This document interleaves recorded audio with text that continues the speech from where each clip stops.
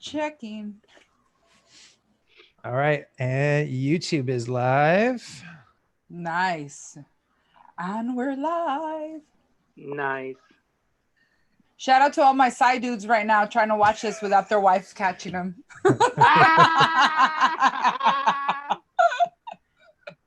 Oh, I'm sorry. I mean my side dude. Ooh, you've downgraded to one? Well, when there's plural, you don't really want to say plural. Oh, that's true. That's true. I had to downgrade mine from 10 to 2. Oh, from 10 to 2. Yeah, 10 friends with benefits down to 2 girls now. Whoa. That's a big drop. Did they get sick? They live too far. They live in San Bernardino. Oh, yeah, that's a whole hell of a lot of gas if you don't have a Prius. All right. What's up, everybody? Tania Estrada in the house, and this is Talking Crap with Tania Estrada. I'm your host, and my co-host to the center is none other than the man, the myth, the legend that makes it all happen behind the scenes and in front of your scenes. Please give it up for Mr. James Callahan. Woo!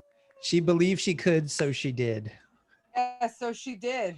Shout out to La Yenny for her cup. I know that's Yenny's cup. I know that's La Yenny's cup. And with us today, you may know him from the Megaman podcast. You see his memes. You see him talking shit while he's drunk and on Instagram Live in the middle of the night when he's getting off of work. Please give it up for Steven Martinez, known as Megaman. Oh, yes. What's up, Tanya? What's up, Jimmy? I just want to say thank you for inviting me on the Talking Crap with your show, girl. I really, really appreciate it. I just want to say it's an honor. Oh, you know what, Megaman? I knew you would be excited to be on. I always told you that when I started my podcast that I would have you on. And no better day to have you on than on a celebration like Cinco de Mayo, right? Cinco de Drinko. Oh, yeah, I'm honored. So no more DUIs, no nothing like that. I'm staying home, and Megaman's getting super drunk today. Yes. Hey, you should have stopped DUIs like as long as Uber has been out. That shout out to everybody. If you've gotten a DUI since Uber's out, you're a pendejo. And and if you've been getting DUIs since Lyft has been out, then you're extra stupid because they've been around longer than Uber. So shout out to all you people paying out $10,000 when you could have paid $847 for a ride. You know what I'm saying? I remember those days. When I got my DUI, I didn't learn my lesson. I learned the second time, and I got my DUI the next week. So I got 2 DUIs in 1 month. And when I got my second DUI, the cop pulled me over. He dragged me out. I was so intoxicated. I just knocked him out with like 2 punches. I woke up in jail in Long Beach, and the weird thing about it is it was so packed up. They let me go the next morning, and I was like, "Wait, should I just stay here more?" I just knocked out a cop. But dude, that sounds like a coronavirus arrest to me right there. If you ever wanted to punch out a cop, now is your time. If you've ever wanted to be on a high-speed car chase, now is your time. If you've ever wanted to rob your neighbor's house, this is the time, ladies and gentlemen. But you know what? If you decide to rob your neighbor's house and they have a gun and they shoot you, well, then that wasn't your time. It wasn't your time. What did they charge you with when you punched him? Did they charge you with assault? No, I looked at the papers. I guess in a way, I just only had just misdemeanor. That's all I got. Wow. You got lucky. I got very lucky. Because when I got the 2 DUIs, they were in 1 month, so they weren't separated. So they were both first offenses. So I got very lucky. If not, I would have served about 2 to 3 months of jail time. Yeah, 2 to 3 months. That's it. That's at the very least 2 to 3 months. Yeah. And it gets worse. It gets worse. Yeah. Like the more DUIs you get, like the more you do time. When I went to jail, like when I went to prison, and I was going to prison, I knew that I was on the bus to go to prison, right? And there was other women that were going too, but they had 3 DUIs. 3 DUIs is like the ding, ding, ding. You're going to go do state time. And it was always white accounting women, which was really weird. I couldn't, but everyone that I met that had a third DUI was like a lawyer and an accountant, which was, I was like, you got to be a sucky ass lawyer if you get thrown in jail. I'll tell you one thing. I really learned my lesson, and I'm not going to be a hypocrite about it. Like, I don't drink liquor, I don't drink wine no more. I just drink only but craft beers. And now with this, well, back then they didn't have Uber or Lyft. It was still like in Frisco and certain big areas, but not in LA yet. Mm-hmm. So now that they do, I just like, fuck it. I'm just gonna leave my keys and just take a Lyft and go brewery hopping and stuff like that. Then after that, when I'm done, I just take a Lyft back home now. Lesson learned. Yeah, lesson learned. Well, you've come a long way, Megaman, since I first met you. Do you remember when I met you? Actually, James, you go ahead and lead this off. I want to show you guys something that I found. Oh, okay, hold on. Okay, well, look, let me pick up that ball. Let me talk about the first time I met Megaman. Okay. Back when I was producing the Yo-Yo-Yo podcast, we decided we were going to rent a bus and we were going to go to Bumps and Bruises. I know where this is going. And we did a big fan giveaway, and we hooked some homies up, and Megaman got on the bus, and we I remember we picked up some people in Culver City, we picked up some people in Long Beach, and then we headed downtown. Yeah. And it was one of those party buses where like anything goes, and there was drinking, there was smoking, all sorts of stuff. And I had paid for everything, and I had created, I typed up these, white boy with contracts. I typed up these liability forms, and I totally forgot to get people to sign them. Right. So as we're pulling up to Bumps and Bruises, Megaman is loaded, absolutely wasted. Nobody's upset. Everybody's like super worried about this dude. And Martin Moreno pulls me aside and he's like, bro, it's like, did he sign the waiver? And I was like, oh shit, nobody signed the waiver. He was like, do you think you should sign the waiver? I was like, yes. So we can say this now because everything turned out okay. We straight up, oh yeah, we went weekend at Bernie's on him, right? So here was the paper, and it was like I picked up his hand and I wrote Steven Martinez on the line. I still have the liability form somewhere, right? Like I was like, oh, I'm gonna get this shit right. So it was loaded, and we're thinking like, okay, shit, we bought everybody's tickets to go in, and we're thinking like, man, we can't leave this guy on the bus. Well, the bus driver was like, you can't leave this guy on the bus, right? We're like, okay, we totally get it. He's like, you're gonna lose your deposit. I said, okay. And so I didn't know about that. Yeah. So he's like, you don't have to go home, but you can't stay here, kind of thing. And so we're like, man, I don't think we can bring him inside. I was like, look, this guy, like the best place for this dude is going to be in his bed right now. Right. So Papa Bear kicks in. I'm like, all right, let's get him home. Right. And Megaman, all of a sudden, like his ID is missing and like, he can't tell us where he lives. And so he sits down with Hooter, who lives in Long Beach. And he's telling Hooter, he's giving Hooter like these landmarks. Like, I live next to a Tommy's Burger. I live next to this thing. There's a car parked in front of my house. It's a blue Prius. We're like, okay. So Hooter goes, all right, I think this guy lives here, right? In this one area. We're like, cool. So we call a Lyft. In the meantime, like, I don't remember if you barfed or not. Did you barf? No, I didn't. I barfed when I got home.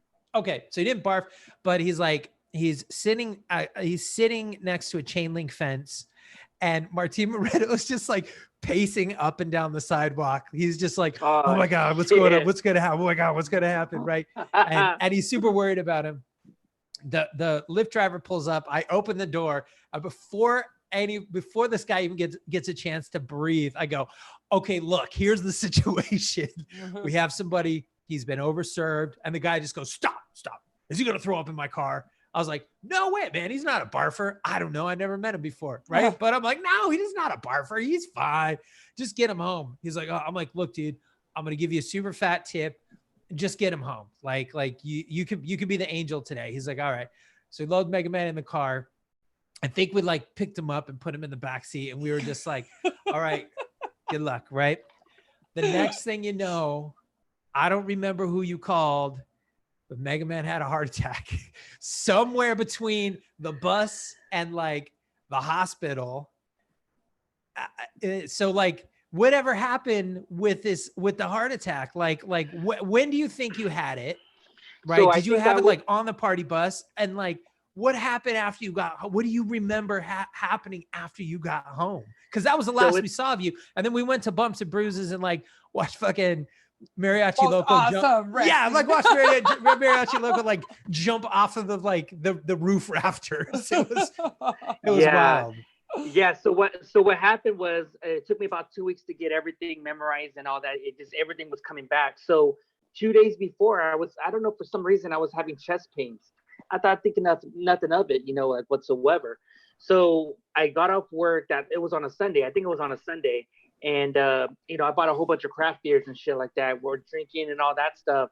And fucking Hooter, Tom Cruise fucking cocktails over here, making some fucking blue Loco, Four Locos. Yes, shout out to Hooter and his Four Loco that he was passing around like it was Jesus juice. Remember he was calling them Mimo Locos. That's what he was doing. Yeah, there were Four Loco mimosas. We were all drinking Four Loco. Yeah, I was so drunk, and some of the people like, hey, Megaman, start stripping on the pole, because there was a pole in there, and I started dancing.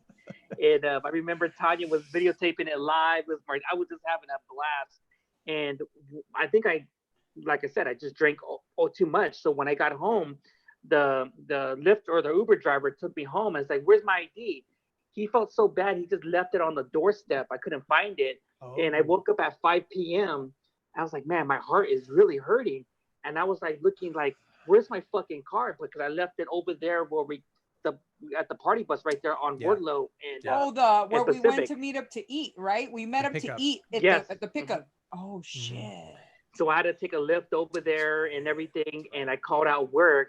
And when I took my boys home, I was like, something doesn't feel right. I feel like someone was squeezing my heart really tight, like twisting it. So my friend had to take me because I couldn't drive because I was still fucked up still. One of my neighbors took me to Kaiser over there on PCH right there by Harbor, and he was saying like, oh my gosh, like you're very lucky. He's like, why?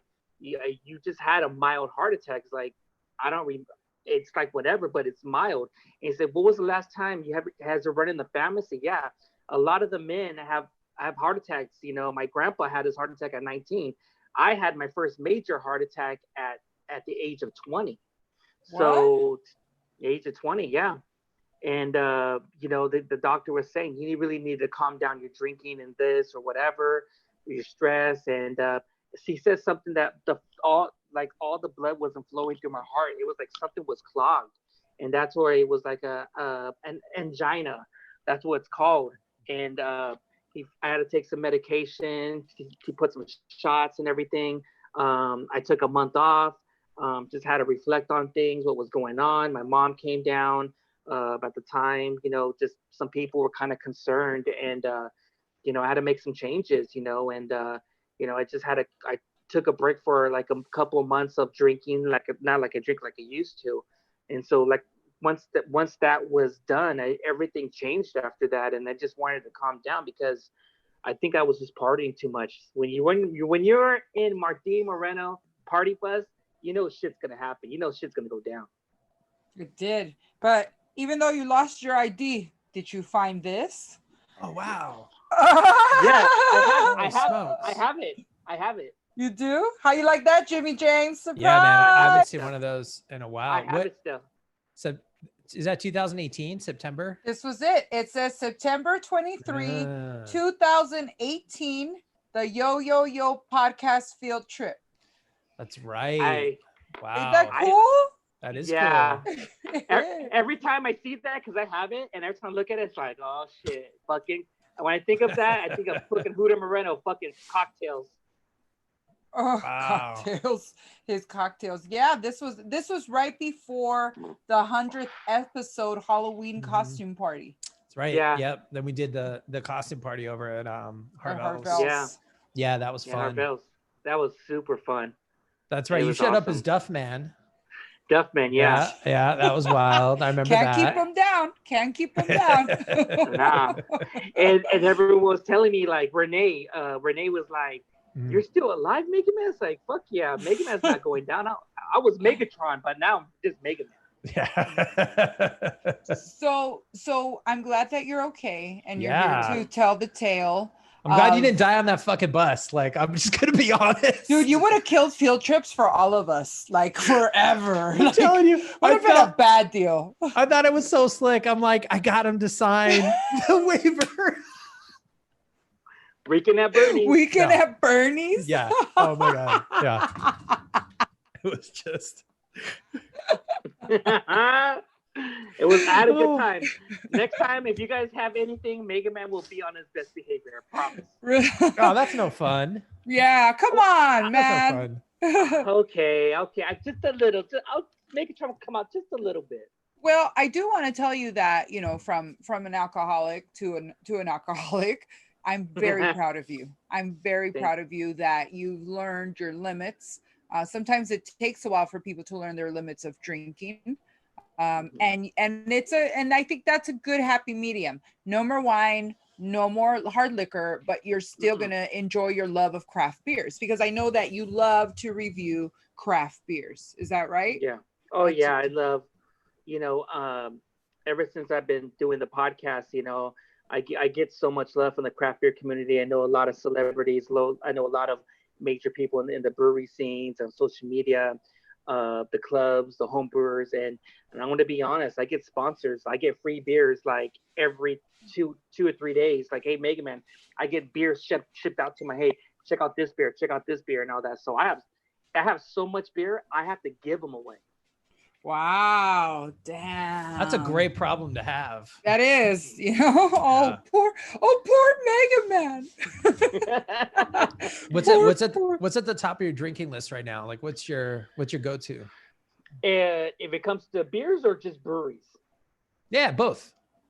Right now I'm drinking Cheers Motherfucker Hazy Double IPA, Quarantine Edition. It's the collaboration with local craft beers in Tehachapi with Edgar Beer Thug Life. And that sounds like a heavy beer. It sounds like that beer gets Cheers, in there and just motherfucker. Goes. And the beer, his also one just came out for Cinco de Mayo, Indie Brewery. They're on East LA. Tanya, remember that time we did the podcast? It was me, you, and Chewy from Primera Taza? Yes, Chewy. How is he? I haven't seen him in a bit, but last time I seen him was a couple months ago when I did a podcast over there at his place. Yeah, and so that's the brewery place. So are they making that beer out of there? Yeah. So you can get their beer right now, Indie Brewery, Indie and Beer Thug Life collaboration. It's a Mexican lager. It's super delicious. And where are they located? Just for in case schools and it's an Indie Brewery, so it's over there kind of like by Boyle Heights, where it's right there by the freeway. I think it's on Anderson's Avenue, I think. Mm-hmm. I'll send all the details out, but a lot of the craft beer people, they know that area because right next to it, across the street, is Dry Rivers Brewery. So it's right there by Art District. Yeah, isn't that like 7th or 8th or something? Like somewhere down there? Yeah. I think it's on 7th Street. Yeah. I get confused. Is it this way or is it that way? But I know that off of Anderson, that district part is usually like 7th or 8th. So it's a little Art District. I like it there. They have some very delicious beers, and shout outs to Connor. Connor is the owner, and he's doing his thing over there, Indie Brewery. And there's a lot of good breweries out there, Tanya and Jiminy, and it really depends what city where you want to go, for the breweries. There is a lot of breweries in that area, but that area was not known for breweries, and it was not known for food, and it was not known for art. That area was mostly known for prostitution, drug dealing, and Rockstar Lockouts. It's a different niche, but right there is actually where a lot of bands had lockouts. All the industrial space there. It's a great place for bands to set up. They have buildings with rooms that are practice rooms for a lot of bands. There's also the lockout over off of 7th and Myers that actually used to be a sanitarium. It used to be a mental hospital. But it really? ended up being switched out to lockouts. Like I think the first few floors are factories, like actual factories. Yeah. But then like yeah. the rest of the top are artist lockouts, and or artist lofts, as they also like to call them, Yeah. artist lofts. But now that area has been revolutionized by all these different pop-up restaurants, whole food type, markets that aren't Whole Foods. Hipsters. Hipsters are the new revolution of this day and age. Like in the 80s, where they had long-haired people and heavy metal people, and everybody was like, turn it down. It seems like every generation comes with a new generation of people that are hated by older people. I feel and like the hipsters are it. I see that when I go to East LA, from our district, because of the breweries and all that, and it's just like another planet. It's like another world out there. It's like, it's just that, I guess in a way everyone wants to be an East LAer, like, hey, I'm from East LA, You know what? And it's not even that they're trying to be an East LA. That's not it. This is the last area where the rent and the prices are somewhat reasonable left. Yeah. And so everybody's moved over here and decided to pretend like they're Christopher Columbus, and it's like they're not. And I know of a lot of people that are not into having white people in town. Because they know that you see white people in town, prices are going to start going up, and then the Latinos, that have been here forever, have to move out of the way, and keep moving further east. And the gentrification is just going to keep taking over. Like before you know it, we're going to have white people in La Puente talking about, oh, it's they're going to have like pop-ups in La Puente. But keep and I personally, I've got nothing against hipsters at all. Like, for me, I grew up as a goth chick, so there was a generation that didn't like me, and so on and so forth. I believe too that a lot of the hipster community, they're very young. So when you're young and you're immature and you have an asshole attitude, it's really not going to come across well with other people that have already been there. But yeah, so in Long Beach, like, it's so gentrified right now. It's like all the good times I had, or there's certain things, it's not there no more. Like everyone knows, like the Snoop Dogg, when he was on top, the VIP records, it's not there no more. It's like a 7-Eleven now. And it's hard. It's hard. It's hipsters and ramen spots are like the first line of like gentrification. If you see hipsters and you see a fucking ramen shop, you're like, oh, okay.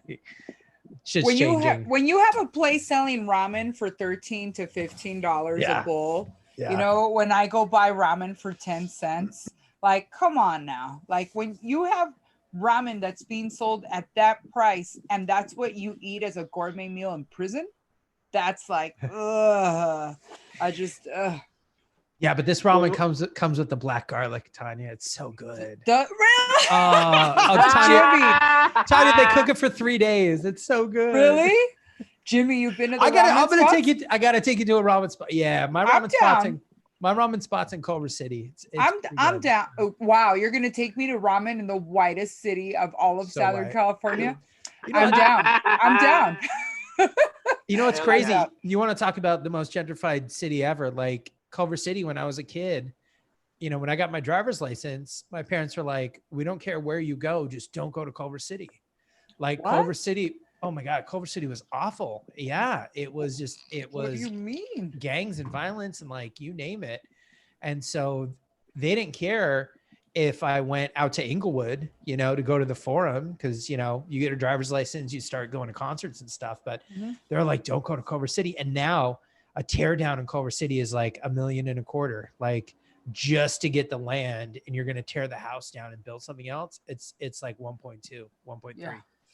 Oh, that's still crazy. Actually pretty reasonable considering the prices everywhere. Yeah. Even in Long Beach, when a brewery opens, it's like, okay, this area is gonna be gentrified, because there's like so many breweries. So when there's a brewery all around it, they want to make it look nice for a lot of people outside of Long Beach to come over there, to Long Beach and stuff like that. So I've been seeing a lot of change. It's Long Beach. To be honest, it really calmed down a lot. It used to be a lot of shootings with the Mexican Cambodian wars and all that stuff. So now it's very mellow, very chilled, and it makes for a lot of tourists to come to Long Beach and just sightsee and stuff like that now. I gotta tell you, I live in mid city, so like I'm on the wrong side of the street from Culver City. Like I'm on the wrong side of the tracks. Yes. But they're opening a Golden Road, like right down the street from me, and everybody in the neighborhood is like crazy excited because the strip that they're going to be opening it on needs like some cleanup. There's a lot of abandoned buildings. There's a lot of it's not commercial. It's a weird like commercial industrial sort of thing, right? There's a lot of warehouses, but everybody's talking about like as soon as that brewery comes in, like everything's just going to rip down the street and just change. Yeah. Wow. That's what's going on in Long Beach, where they want to gentrify all of Long Beach on one street. So from Magnolia, which is Anaheim Street, going all the way to the end of PCH, that's going to be all gentrified. So that's going to be the new area where it's going to be like, we got to bring some money in, from people to come to Long Beach, tourists and all that stuff. Because when a lot of these places were closing down, unemployment was pretty high in Long Beach, with the post office closing down, Boeing's moved to the East Coast, just a lot of things. So they're coming up, like the owners of Disney, the owners of the Angels, they're buying up all these properties, and everything. They're going to open more breweries, open more restaurants. I don't know if you hear the rumor that the Anaheim Angels might be moving to Long Beach too. So there's a lot of good things coming up and everything. So they're just trying to find a way to bring more revenues back to Long Beach. Wow, you guys, we went 28 straight minutes and not a mention of a Corona, anything. That was awesome. Like we got Corona off the 28 minutes. We did it, people. We did it. Wow. Hey, once this shit's done, I'm ready, dude, because I'm gonna hit up some breweries. But I think we're gonna be on stage 2 now. So that means barbershops or certain places gonna be open now. Friday. Yeah. So what is stage 1? Jimmy James, what's stage 1? I think stage 1 is like keep your ass at home. Like only essential stuff is open.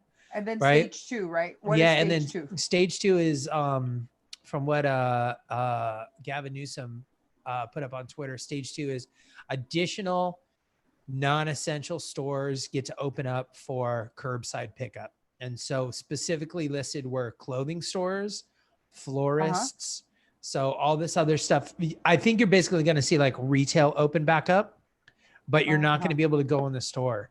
And it's like, I think for morale to see like a flower shop open, I think will be great. I think people will start to feel good, but just me personally, I think when the rubber hits the road, the actual application of opening stores like that, I don't think it matters, because who the fuck is going to like order something from Macy's when you just get your stuff from Amazon, No. Right okay. there. No. I'll stop. You know why? You know why?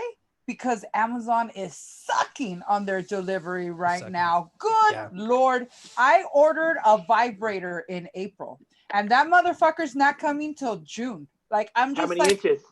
I forgot at this point. Like I've already chalked it up. No, that's not the question is what color is it? What color? You know what color it is, Jimmy. It's pink. It's pink. It's black. Oh. Yeah. I'm just kidding. It's translucent with glitter. You know how I roll. Oh. With glitter. I have to replace the old one because it broke. So. Oh, damn. How many times you're jumping on that thing? As many times as I don't have a man here.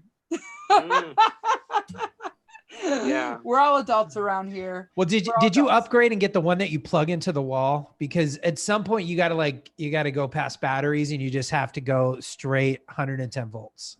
No, actually, this one is rechargeable USB. Oh, so you just let it sit there. Damn. And then it's wireless, and then you're good to go for a good 3 hours. a good Fantastic. 3-hour charge. I'm just, you guys, I'm kidding. I don't have that kind of machinery because Amazon won't deliver. Fucking assholes. So back to Macy's.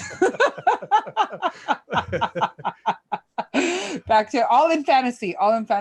So back to Macy's. I think Macy's will be seeing some business. I think a lot of people realize that Amazon isn't delivering. And I personally would love, this is my dream. My dream right here is for IKEA to open back up. Okay. Ooh. Okay. Yeah. And I'm going to order everything I see on the catalog, right? From the comfort of my home. And I don't have to walk freaking 5 miles in a one formation to try to find all this shit and then have to get out and then go all the way around to find what I missed. No, they're going to go through that and then they'll meet me at the curb and I just got to pop my trunk and they'll throw it in there. That's beautiful. Hell yeah. Fantastic. You know what? I miss Bed Bath & Beyond. Like, oh, the $5 coupons. They're not even sending them no more, dude. No, they're not, man. I haven't seen one. And like, I can't tell you what I would buy there, you know, but like, I'd like to go to bed. I'd like Bed Bath & Beyond to be open. I like the candles. Like if you're going to get yourself a good $25 candle, like the nice ones, you know, $5 off is pretty cool. You know, or you have like a $15 item, $5 off, you get it for 10. I like the $5 coupon. So hopefully they start sending those out. But wow, I can't even imagine Bed Bath & Beyond is closed. Everything's closed. Everything. I know it sucks because you know, like once it's done and my hair was super long. Luckily, shout outs to my boy Danny for hooking me up with my haircut, but he does that on the side, you know. So because I wanted to buy clippers to shave my head, you know. So everybody was so afraid of slanging drugs and getting caught. Right now, everybody's afraid of slanging haircuts and getting caught. It's slanging haircuts on the low. Who does that? On the low. On the low. And it's good because he just told me like just meet me at a location at his house and a secret location. And I told him, people were telling me like, hey, can I get a haircut? It's like, hey, you have to be a VIP customer. You have to be a regular because Megaman, I get a haircut every week. Mm-hmm. And he just hooked me up. Yeah, he hooked me up with a haircut. I was like, I felt so relieved. Like it felt like I just fucking busted a nut, dude. Like you're a human. You're like, oh, I'm a human again. Yes, I look like that caveman from the Geico commercial. You guys, what are all the strippers doing right now? The strippers are doing drive-through stripping. Have you seen that, Jimmy J? No. I saw that video. You saw that drive-through stripping? Let me see if I can pull it up. Yeah. Was it Antonio the Great, right? Antonio the Great. Remember our buddy? Yes. It is, right? Yeah, Let me show you, Jimmy James. I'm going to pull it up right here. This account is private. Shout out to Antonio the Great and to Riggs1, my favorite memes. Oh, and Ask the Fellas. Love Ask the Fellas. Ask the Fellas. Shout out to the homies right there. Dude, this is so hilarious. Where is it? Hilarious. Drive through. Where is it? Oh, do they get it? Do they get in your car? No, they're on the outside. Outside in cage, like in a cage, like in a fence, and you could just walk and just see it. I was like, what the fuck? Oh. It was trippy. So they don't like get on the hood of your car. Yeah, like that. Oh wow. Wow. You see that, Jimmy J? Yeah. I think they even got music.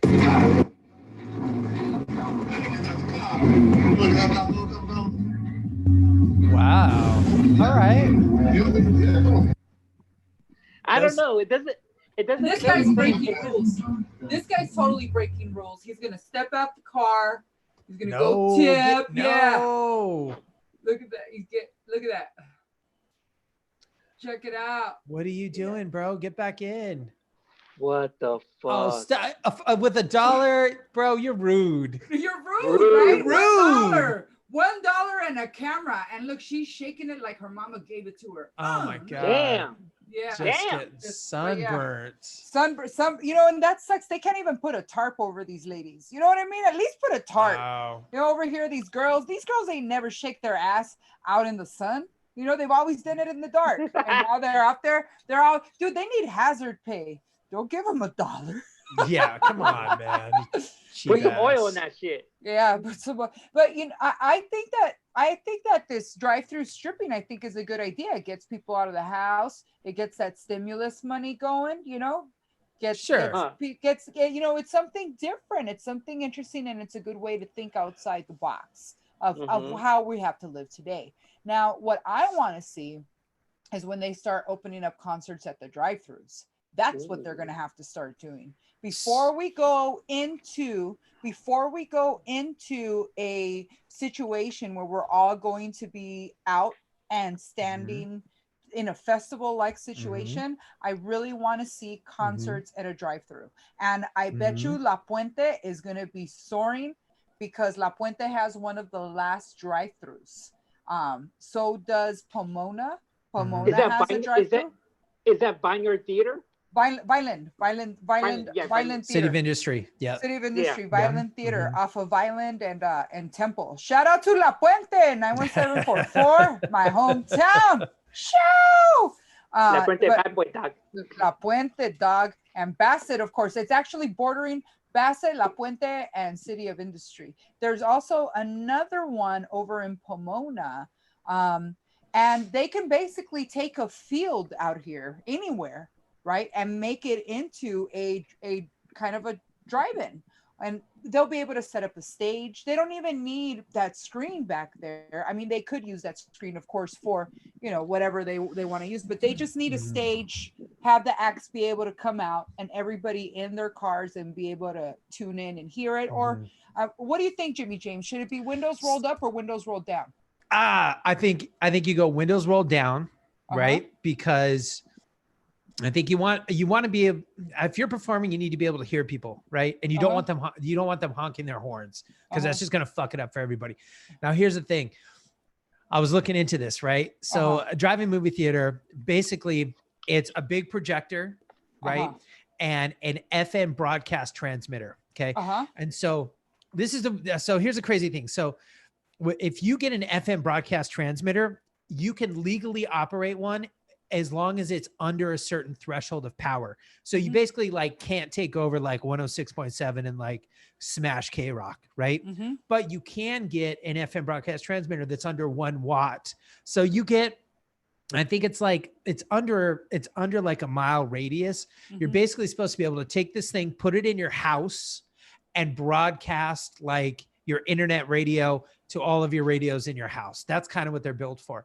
Everybody is fucking sold out of these things right now. Okay. Cause I was like, I think I want to buy one, right? Like, I think I want to play with one. Everybody is sold out. And the websites that sell them are like small mom and pop websites. So they can all customize their messages. And they're basically saying like, the churches have bought all of these. Like, we're not going to get restocked for months because churches are buying up FM broadcast transmitters because they're getting ready to like mobilize their parking lots into car service. I know. Yeah. Tanya, I was looking at this over the weekend. God damn. I can't find one to buy that's legal. So now you can buy one on Amazon, but it's rated at 5 watts. Here's the thing. So it's rated at like 5 watts. And if you get caught, the punishment used to be fairly absorbable. Like, it was fairly lenient, but at the end of January, Trump signed a bill that said, if you're caught broadcasting on an FM frequency with a device that's not approved by the FCC, it's a $2 million fucking fine. Shit. So the ones that are on Amazon at the 5 watt are not approved by the FCC. No, I mean, you could buy it and you can run it, but if you get caught, you're looking at $2 million. So fuck that. It was called the Pirate Act that he signed at the end of January, and I was like, Jesus Christ, like that's a lot of money.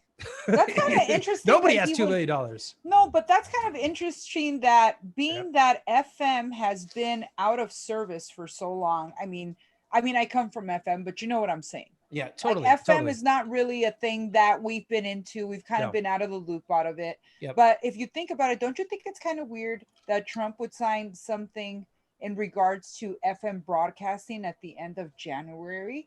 That would kind of limit anyone from being able to have any kind of a platform talking about conspiracies or what's really going on. Damn. 100%. 100%. Okay. Like the timing, I think the timing's super weird. So the move, honestly, is to go AM, get an AM broadcaster, because with AM you can have a larger spectrum. Genius, Jimmy James, that's genius, because AM is just sitting there. AM is just sitting there, and there's so many channels that you have in between, from 570 all the way to 13, whatever it is, 1600, right? So how much? So what if you can? Okay, so in the same, would you be able to buy an AM transmitter? Is that available? Yeah, 100%. And you can run it at a slightly higher wattage. Now, the only thing is that AM doesn't broadcast in stereo, right? So AM broadcasts in mono, which would be great for comedy. Oh, good idea. Right? Because comedy sounds better in mono than it does in stereo. You could have a bigger lot. So I'm telling you, like, comedy and AM. I went down the fucking rabbit hole this weekend, and I was like, How much for an AM transmitter? For a decent one, like, I think you're looking between $500 and $800. That's it? That's it. Okay. Let me pose this. So technically, could you get an AM transmitter, and can we go to, say, I don't know, the La Puente drive-in, and be like, hey, can we rent out your parking lot? Like, once all that, and be able to run our own thing and run our own comedy show. Ooh. Driving in. Technically, yes, you can do it. So there was a club that did it maybe about a month and a half ago up in Alaska. So a comedy club got a transmitter, did a comedy show in the parking lot. And it was really interesting to see the feedback that they got, because a lot of people were like, oh yeah, you're paying the comics. And that's all they did, right? Like, all the money that came in, they gave it right back to the comics, which is fantastic. Mm-hmm. But some of the comments were like, we're not ready for this. Like, you're supposed to be like at home. You're not supposed to be out. So just like, some people weren't ready for the feeling of it. Mm-hmm. So to me, it's feeling like maybe like a stage 3 sort of move. It's not a stage 2 move, but maybe like a stage 3. And maybe, like, I think if it was on private property, I think you'd have a good shot at pulling it off. That's a good idea, because like, they were talking about, like, there's not going to be no comedy shows or whatsoever. What is it true by next year? Yeah, fall of 2021. The big ones. Yeah, the big ones. So it's like saying, like, if there's a drive-in, you have an AMF, and just say, for example, Tania Estrada is doing a comedy show, we can watch it right there on the drive-in, like, boom, right there, and we can hear it on our radio on the AM. It's like, dude, and you're like 6 feet apart or whatsoever. Perfect. Mm-hmm. And you set up the stalls 6 feet apart. You have someone parking people 6 feet apart in just enough space within that area. Yeah. I don't think that this probably won't be limited to just the drive-in, right? Because you can take this transmitter now with you everywhere, correct? Absolutely. Anywhere. You can take it to the desert. Ooh. You can take it to the desert. And here's the cool thing is the majority of these transmitters run off of car cigarette lighters. So they're built to be mobile, because if you're doing pirate radio, it's really easy for the authorities to find your transmitter if it's stationary. So a lot of these companies build these transmitters with car lighter hookups so that you can drive around and you won't get caught. Ooh. But they're already mobile. So here's what you need. You need a transmitter, you need an antenna, you need a parking lot, you need some sort of stage, right? Like a fucking pickup truck. How cool would it be to be in the back of a pickup truck, right? Yeah. Just open up. That's it. That's all this is all you need. And then, you know what I was saying? How cool would it be if, like, remember the party lines back in, like, the 90s? Like, what if the party lines came back and it was like, you had to call the number to go to the fucking comedy show? Yeah. And it'd be like a map point. Yes. I really think, Jimmy James, that, when we're done with this and all that, I think that we should go down and figure out how to propose this to City Hall and see if we can get and be, dude, come on. Be a trendsetter, Jimmy. Just go in there. You go in there with your whiteness and your smarts. I go in there with my boobs. Okay, I go in there with my boobs, and I think we can make this happen. I think this is a good team. Look, when they ask what I bring to the table. Well, look, somebody has to be selling beer out of an ice cooler, and I think that's Megaman. Megaman's craft beer stand. This guy, where is he? Is he over here on the feed? He's this guy. Yeah, over here. This guy over there. That guy over there. Get your beer over there. Get your beer over there. Jimmy James, this is wonderful. Not only that, how could it be done where they could order their alcohol and it be brought to their car? I think if it's private property and they're just drinking in their car, man, I think it's like, think about the drive-in, BYOB. How many bottles of booze have you brought to the drive-in?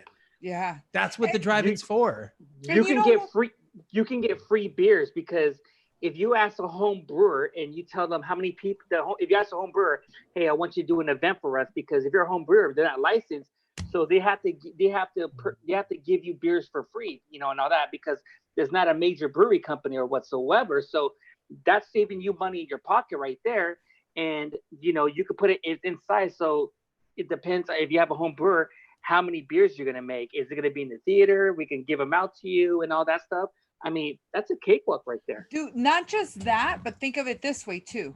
What if with the admission, they get 2 beers and they get a blunt or something like that? 2 beers, a blunt, you know what I mean? Talking, dude. You roll up, you give them their little thing, they're ready to go. Yeah. And with that price is what they get. But if they want to order additional, they can order additional, or they could bring their own stuff. Some people don't come prepared. Some people don't come with their own stuff and they need to buy it there. But if we get them theirs when they come in, they're set.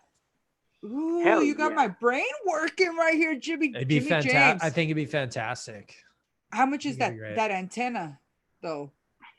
Some of them come with the big antennas. The other ones you have to buy the antennas, but yeah, it's like at the end of the day, it's between like $500 and $800. I think there's a lot of it. Look, and this isn't like, I'm sure whoever's listening to this, it's not like you can just go run and do all this. There's a lot of logistics when it comes to this. So this is definitely something to really kick around and see how to make happen, because Jimmy James, you can single-handedly bring comedy back. You can single-handedly bring comedy back. As a matter of fact, we probably shouldn't even release this episode. I don't think so. It's a top secret. Top secret episode. Well, look, I'm all about Steven Speakeasy Martinez over here. Yeah. Who's just easy.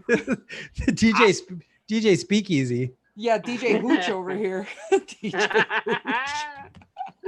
Well, look, man. So for people that don't know, like, Megaman's got a day job to pay the bills, and he works at a supermarket, man. So, like, I know, Tanya, you said we've gone 28 minutes and now 47 without direct conversation about coronavirus, but like, how's life been at the market, dude? And when it was kind of like slow, kind of like steady, but when this quarantine happened, this corona, all of a sudden we had people waiting in line. I mean, we opened at 7:00 in the morning. No lie, I'm not exaggerating. We had people waiting in line since 5:30 in the morning. You mean those viejitos, huh? The old people? Yeah, well, I know, because we have it from 7 to 8, but this is before they have 1 hour span for the old people to come shop, whatever. But before that, we had, people coming in to buy all the spaghetti sauce, the toilet paper, the paper towels, the disinfectant wipes, like just the rice, like anything that's going to last long, because a lot of people were kind of worried. People were just rationing, but now we have limits, because people were just buying up all the toilet paper. And I'm thinking to myself, why the fuck do you want to buy all the toilet paper for? Yeah. Because people are worried, like, what happens if I run out of toilet paper? I have to use wiping my ass. I have to clean my shit with my hands. That's what they do in fucking India. I don't know if it's the left or the right. One left, you eat with your food. Right, you clean your butt with your hand. Are you serious? Yeah. Yeah. What? Yeah. Yeah. That's the culture. Yeah. That's the culture. Yeah. So if you shake someone, I don't know, a certain hand, they'll be like, I'm not shaking the hand. So why? Because you shit on that hand. Yeah. You have to shake the person with the hand where you're eating it, because it's kind of like the clean hand. So you got the clean hand, you got the shit hand. Okay, we obviously do take the United States for granted from that statement. We wow, that's learning about different countries trips me out. It really does. And that's I what did I see? I heard that they in Mexico they use corn, like the corn that's left over, right? That's what they use to wipe their ass with. Really? So the corn cobs, Yeah. like after you've eaten all the corn or sliced off the corn, they save those to clean their ass with. What the fuck? Could you I never. imagine? Fuck that. That must have hurt. Either that was a meme, or I'm just making shit up. But I don't know. I'm pretty That's sure. the first for me. Yeah, I think I've seen that they use the elote things. I'm gonna ask Chicano Shuffle about that. Chicano Shuffle. Shout out to Chicano Shuffle. They're Fact awesome. check. Love those guys. Fact Love those check. guys. So how many hours are you working at the market? Well, I was working 45, and when the corona happened, I was working about 70, and for the past whole month, 70 to 60. But now it calmed down where I'm working about just 35 to 40 hours because a lot of customers are not shopping because they don't want to take that chance. So what they're doing is they're ordering their groceries on Instacart or online, whatever. And the people who have Instacart or whatever, they come to our store, they get all the products and everything they shop, and they drop it off to the customers who made that purchase online. I see.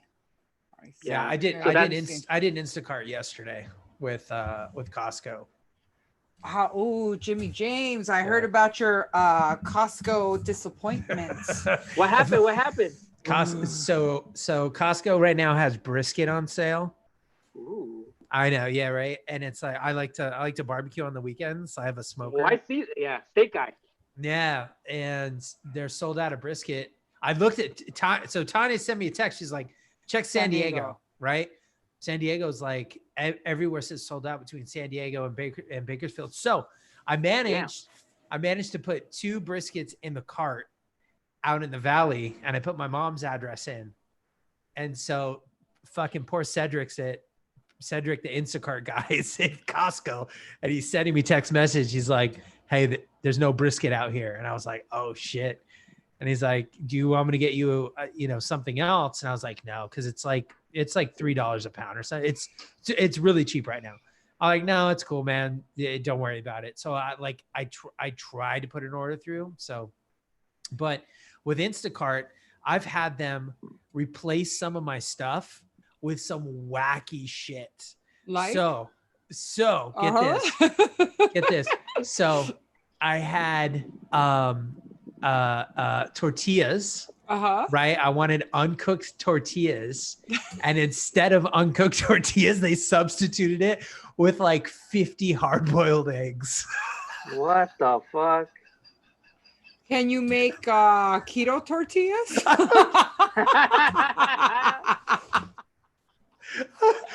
You're thinking about it, huh? You're thinking about it. You're like, oh shit, I could make keto tortillas. It's just funny. So like fucking all these hard-boiled eggs show up.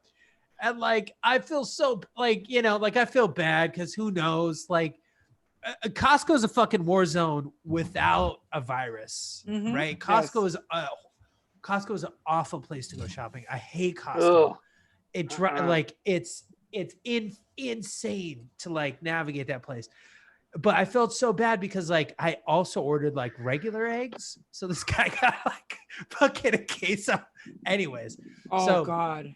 So I've had some some wacky stuff get swapped out. So I'm sure the Instacart guys are just like doing the best that they can. But like Megaman, have you seen anybody like fighting over stuff, or like has there been like a toilet paper throwdown? Yeah, actually, that has happened at my store. There's been fist fights over the last disinfecting carton of wipes. There's been cussing. There's people like, hey, stop staring at me, you're too close. There was a lady who got pushed down because the guy says, hey, you're too close to me. He pushed her, like, be away from me.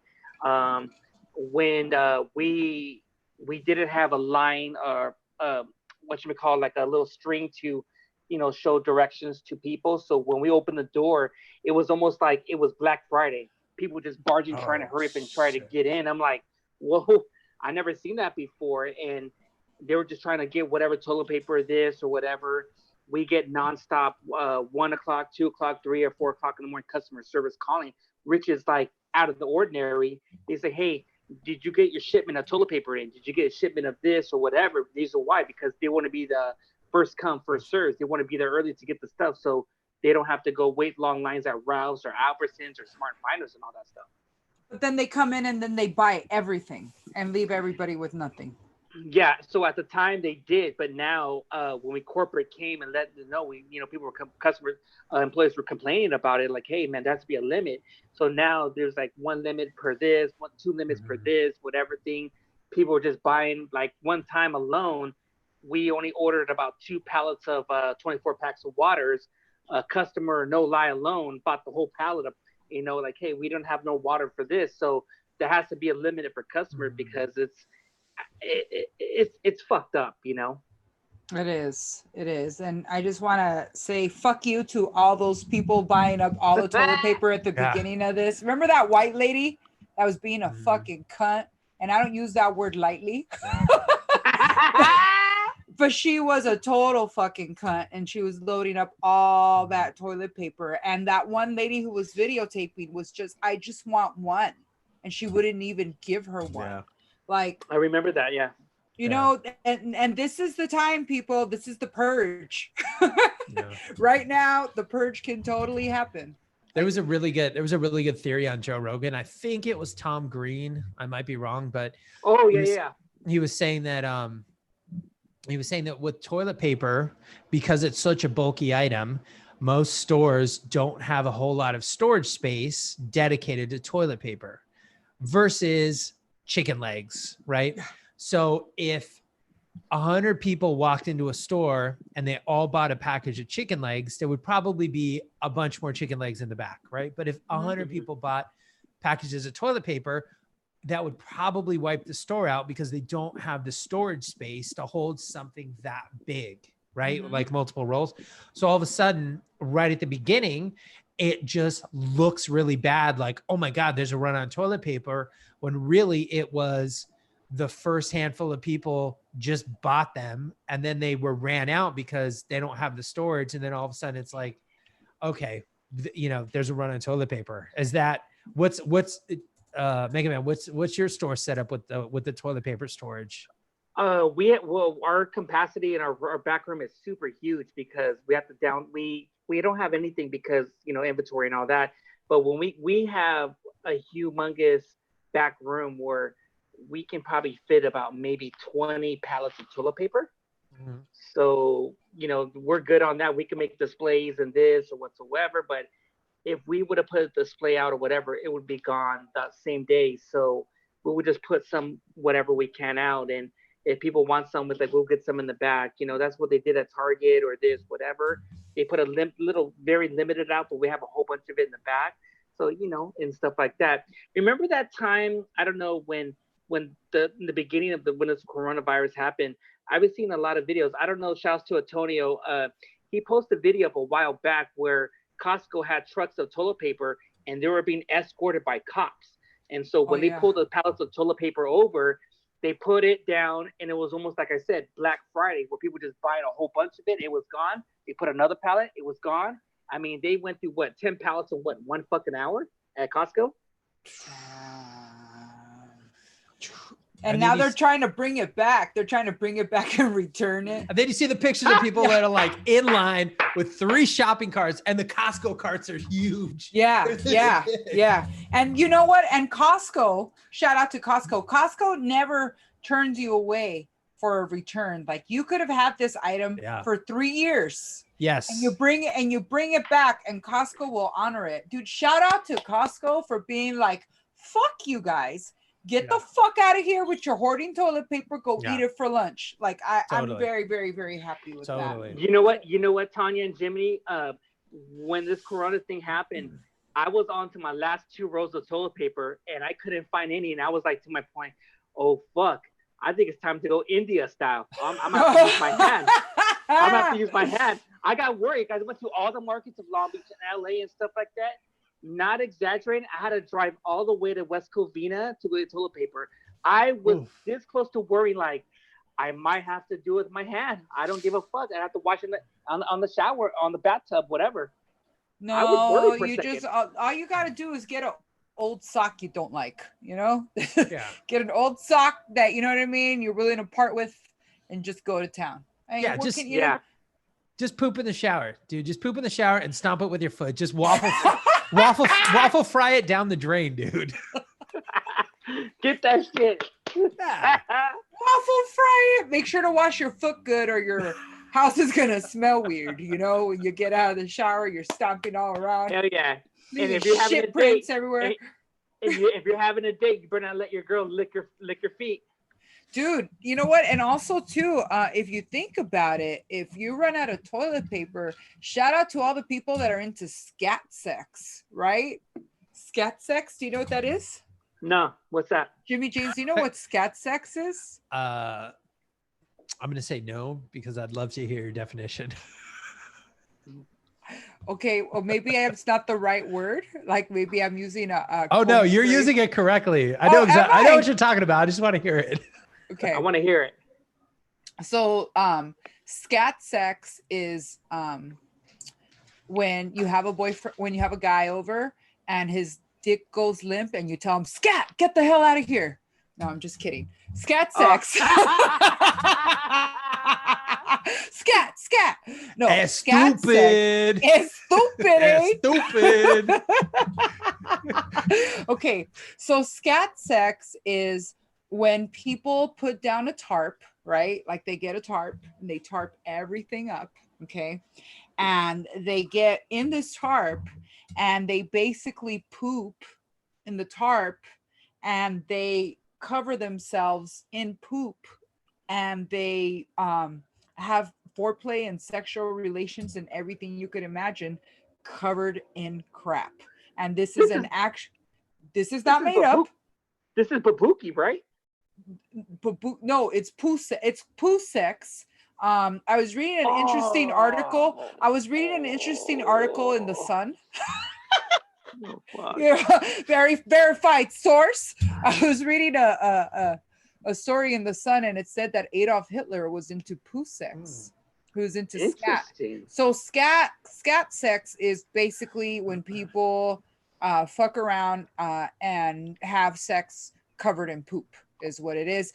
It's really hard to find on the internet. You can't find it.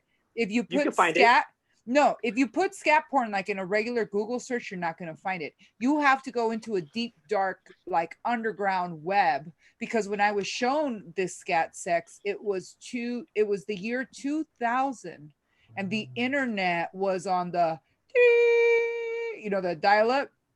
American Online.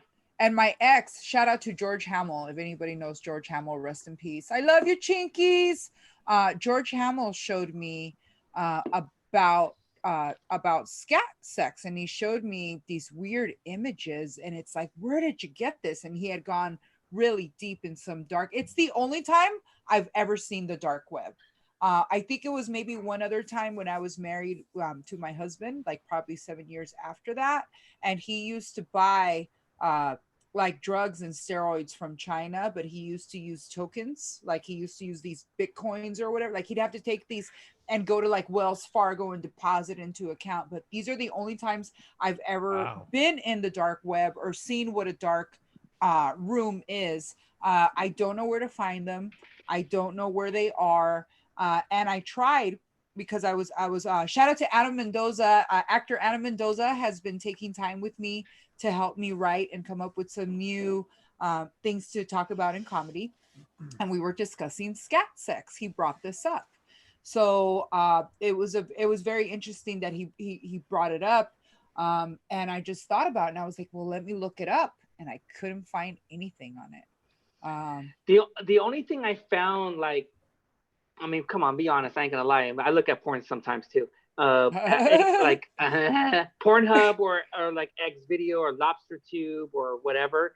I mean, I would look at, I was like, when I saw like poop sex, or well, I never heard of that term, but like whatever babuki, when they have, like, it was disgusting to the point, like, fuck this.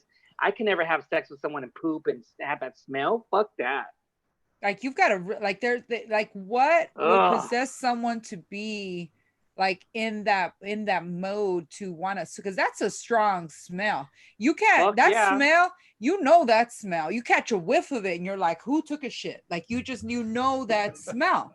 Like, how can you smell that smell and get your dick super hard? Like, that's some kind of a weird cross wiring, that happened there. Even a fart smell, like, you're hooking up with a girl and she fucking farted, and all of a sudden you had your dick hard and it just went soft. I'm like, to the point, like, get the fuck out of here. Yeah, well, you know what? Maybe next time you shouldn't be fucking them in the ass, Megaman. Well, you gotta judge. I don't want no chocolate syrup coming out of on her ass. Fuck that. So you're not into anal sex? Well, you didn't say I wasn't into anal. You didn't say you were. Tried. I used to do anal sex with women and stuff got to the point. It's like, yo, man, you got to do what you got to do, because if not, like, I don't want no chocolate stain. Because one time I did anal sex on a girl, I had to throw away my fucking futon. It stank. Oh, on a futon even. You just painted a picture. Shout out to all the girls that thought that they were moving on up when they stopped fucking in a car and they started fucking on a dude's futon in a living room. In a living room bedroom. In a studio apartment. Right? In a studio apartment, you're fucking on a futon. You're moving on up. This is when I had my studio, and the only thing I had was my bed was like a futon, and she's like, yo, you just fucking pooped on my fucking bed and my couch. So I was sleeping on the floor. I had to go to Target, I had to go to Target and get like an air mattress and shit for like 2 weeks until my fat ass popped it and shit. Then I had to go to IKEA to buy a bed, And buy a bed, and then never again anal sex? You should have used the tarp. I did anal sex, but dude, it's just like some of these girls, like, dude, it's like, don't eat or whatever. Don't eat before you have fucked me, because it's, I just can't. The smell, it's a smell, the stench. My nose is very sensitive. It smells like hot blueberries. Not hot blueberries. How it just, you guys just made me like go back to this time. You just threw you back. You just threw me back. You just threw me back. How many years? Fuck, you threw me back 13 years, dude. Like 13, if not more. What was 2007? 13 years ago, yeah. Is it, or is that 15? No, 13 years. Yeah. 13 years ago. 13 years ago, I was married. You know what? Longer, 15, because we're talking 2005. So I was married, and me and my husband had met in AA, and my husband and I were kicking a really bad crystal meth habit, right? And so if you guys know about crystal meth, the one thing about, and that's why a lot of gay dudes are on crystal meth, or people that turn, I think, gay because of crystal meth. You're just doing a lot of sex. It's just, you're always fucking on crystal meth. It's just, but you don't just fuck on crystal meth.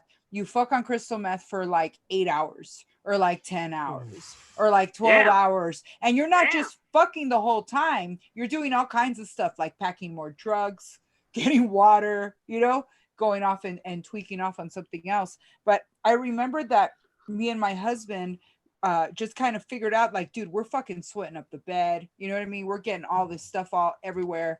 And he took it upon himself to go to Home Depot and buy a roll of tarp, like a roll of tarp. And we would put this tarp in our bed because we knew Friday night it was going down. Like, and it would just be, and so all the sweat and all the lube and all the juices and everything are just on this tarp. So there you go. I'm sure I painted a picture for people that they really wanted to see, but yeah, I fuck on a tarp. That will forever be in Megaman's mind now. Fuck. Yeah, fucking all day, all afternoon, the Friday, all night, the Friday Home Depot tarp. Check this out. So on Instagram, right over the weekend, I had a handful of strange accounts follow me. Really? Yeah. And come to find out, these people all look like dealers, right? So tell me if this doesn't look What? legit or not. Whoa! What the hell? Oh, That's Okay. crystal meth. Is it? Jimmy, Okay. I've been getting so many people adding me on the podcast from like, hey, you want some crystal meth? You want some ice? You want some weed? Everything and stuff like that. It's like, dude, I had to unfollow. It's like, I don't know if you're a cop or not. You're kidding, Jimmy James. Are you serious? Yeah, like man. that shit. Hustling. They're hustling. It's Jimmy wild. James, are you Look at this. Look at this one. They're all different colors. They're making meth out of different colors? Oh yeah, that's meth. I guess. I don't know. That's But here's the meth. thing. They've That's got crazy. they have websites where Yeah, you can websites. actually go and purchase. Right? Like, And what are they? Okay, so what are they saying? What are they selling? Ox Research Chemical, OX Research Chemical, everything. Let me see. Everything. Ox Research Chemical. So go to www. Right? OX OX Research Chemical. Singular. Chemical. Chemical. Tell me what you think about that shit.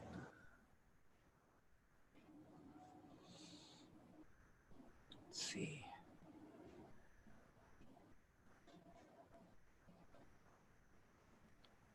Oh, these are some smart deal. Oh, shit.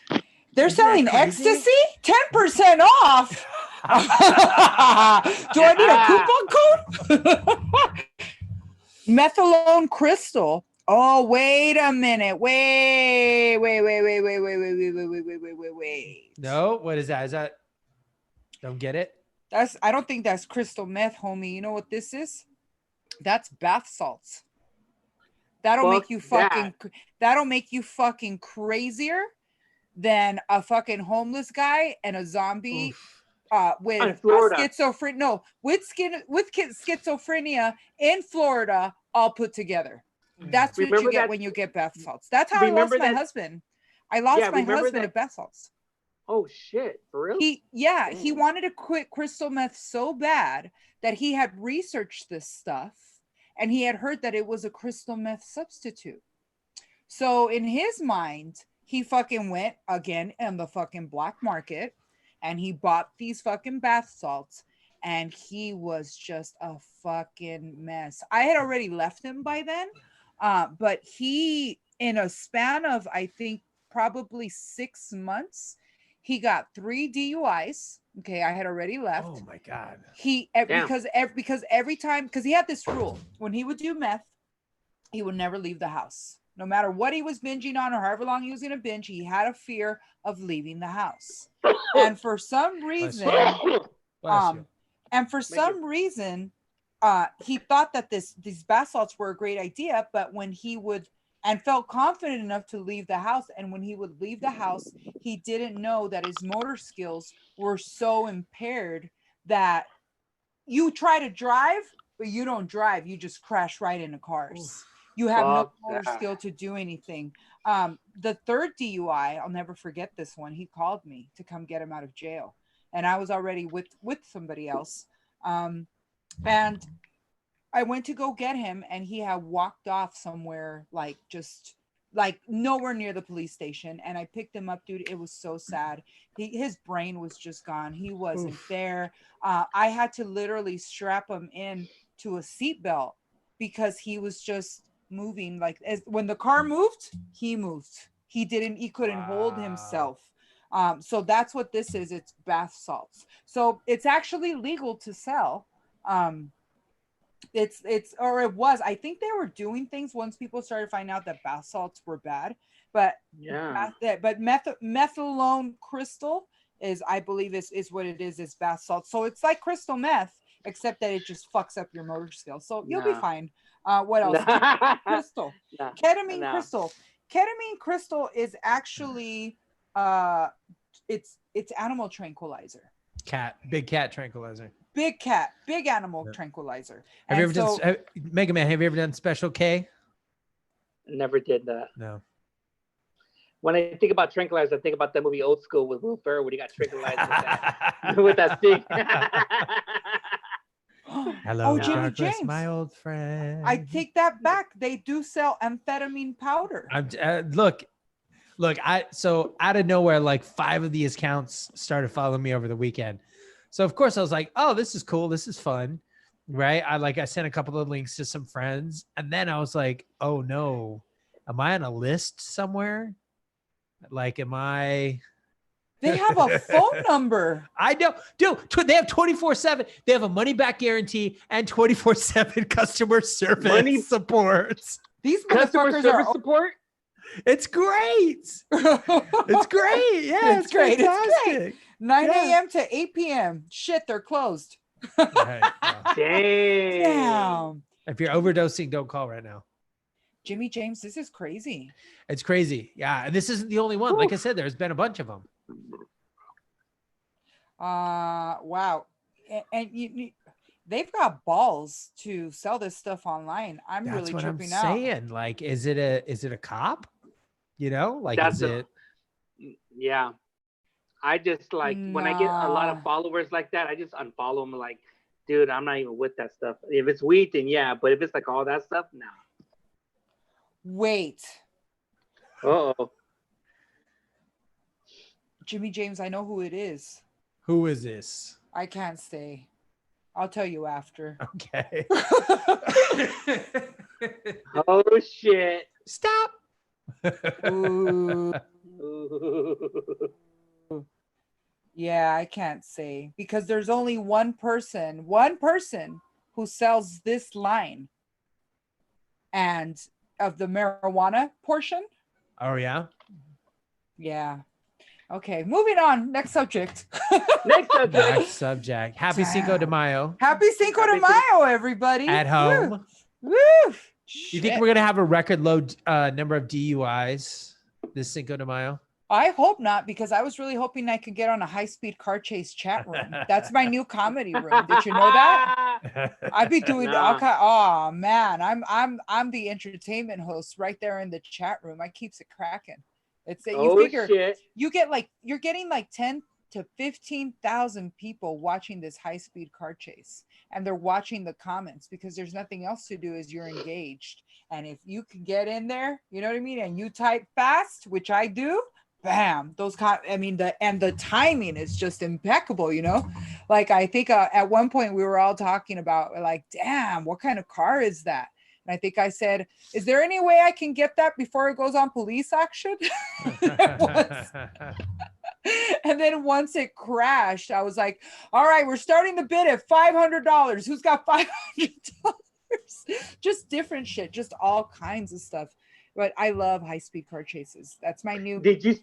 Did you see that video Antonio put? I think it has to be his page, where there's girls and there's guys, like young teens. They were like, they were like, I don't give a care if I go to jail. I don't give a care. Yes, let me show you. Jimmy James, this was so wonderful. Hold on. This is so fucking great. Oh, this was so wonderful. Because at first you don't know what's going on, right? Yeah. You don't know what's going on. And then when you see what's going on, you're like, oh, hell yeah. Okay. Get out of the fucking car. Yeah. Oh, that was so. Oh, here we go. Watch. Listen to her. Listen to her talking shit. That nigga just straight had another law trying to fucking get on our ass. My nigga trying to fucking wreck into us. What the fuck kind of shit is that? That's trash. She tried to be hard, but nah. Watch.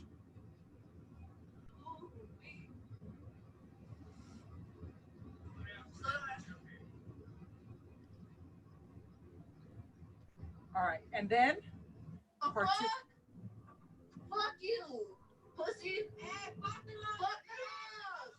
what a dork. Shout out to Antonio the Great. Straight up, we get locked up, my nigga. All I'm saying is we gonna have someone take care of that shit. We got someone take care of that shit.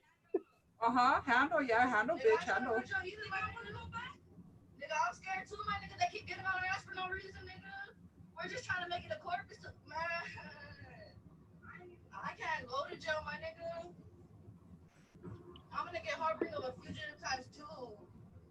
What the fuck? And she's on live, Jimmy James. She's on live. Sorry, mama. You should have took the fucking side to Kingsville. Okay, watch.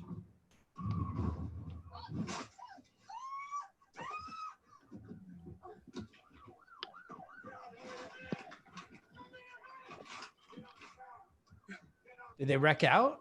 Yep, listen.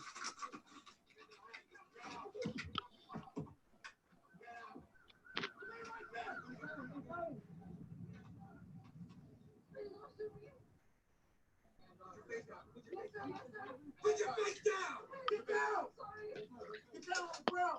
If you move, you're gonna get shot. You're shot, Nathaniel? I got you. Okay. Car's clear. Check the trunk. The trunk's behind your back. I've been looking for you. You know her name. I've been looking for you, Cooper, but I want to show you that again. Watch closely as her face mask or wherever it was goes flying. Okay, watch this. If you could see it. Did you see that? Rear view mirror. On the rear view mirror. That's and the best part. And that best part was when they're like, get out of the car. Her voice went completely white. I'm sorry, sir. I'm so sorry, sir. Don't I'm shoot sorry. I love the ending part too. We've been looking for you, Cooper. Who, me?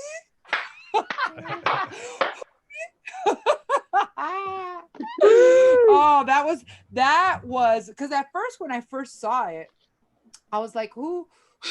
I was like, what's going on? And then to the second slide, I'm all, oh, it's a white girl kicking it with black dudes. This isn't gonna hang out.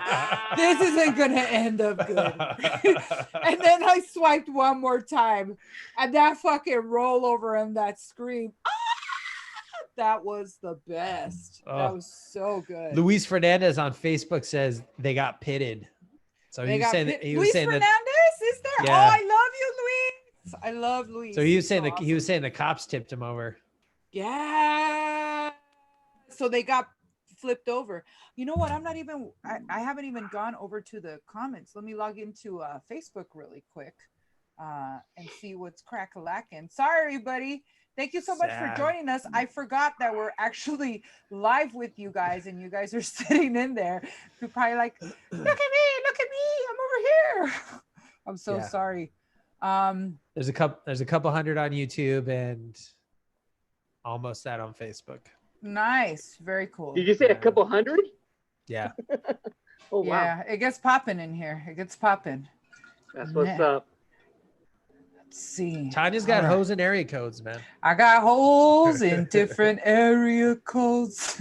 Oh, codes. You got hoes and you got stalkers. I got holes. So Megaman, you're not with the new baby mama, are you? No, we kind of split up. Things weren't working out, so but right now we're just kind of mutual. But it is what it is, and stuff like that. Yeah.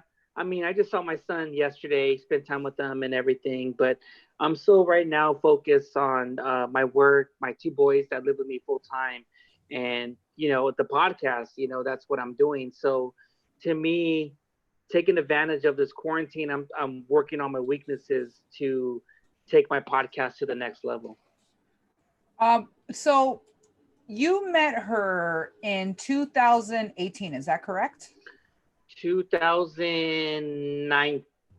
Let me see, what was that? 2018, around like September. But we knew each other a long time ago because I used to work at Smart and Finals, and she worked like 2 stores down from me. So we knew each other for a while. Really quick, I just want to give shout outs really quick. Neri Fernandez, thank you for being here. John, Long Beach Comedy, thank you. Med has 78. Fat Kid in the house, Matt has 78. I guess he said he has a question, and he also said Tanya is going to get back on meth. No, I'm not going to get back on meth. That's never going to happen. Been there, done that. Well, you know where you can get it, and you can where you can get back on meth from. Yeah. There's websites now. Yeah. There's websites. Yeah, I'm good. I'm good. So funny. Where did you guys? Did I lose you guys? No, we're here. Huh. I lost you on the Zoom somehow. Oh, there you are. Okay, good. We're All here. right, we're We're here.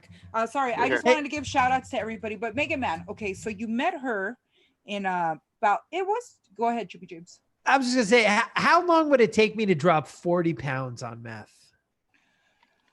Okay, how committed would you be to the process? Oh, I would be.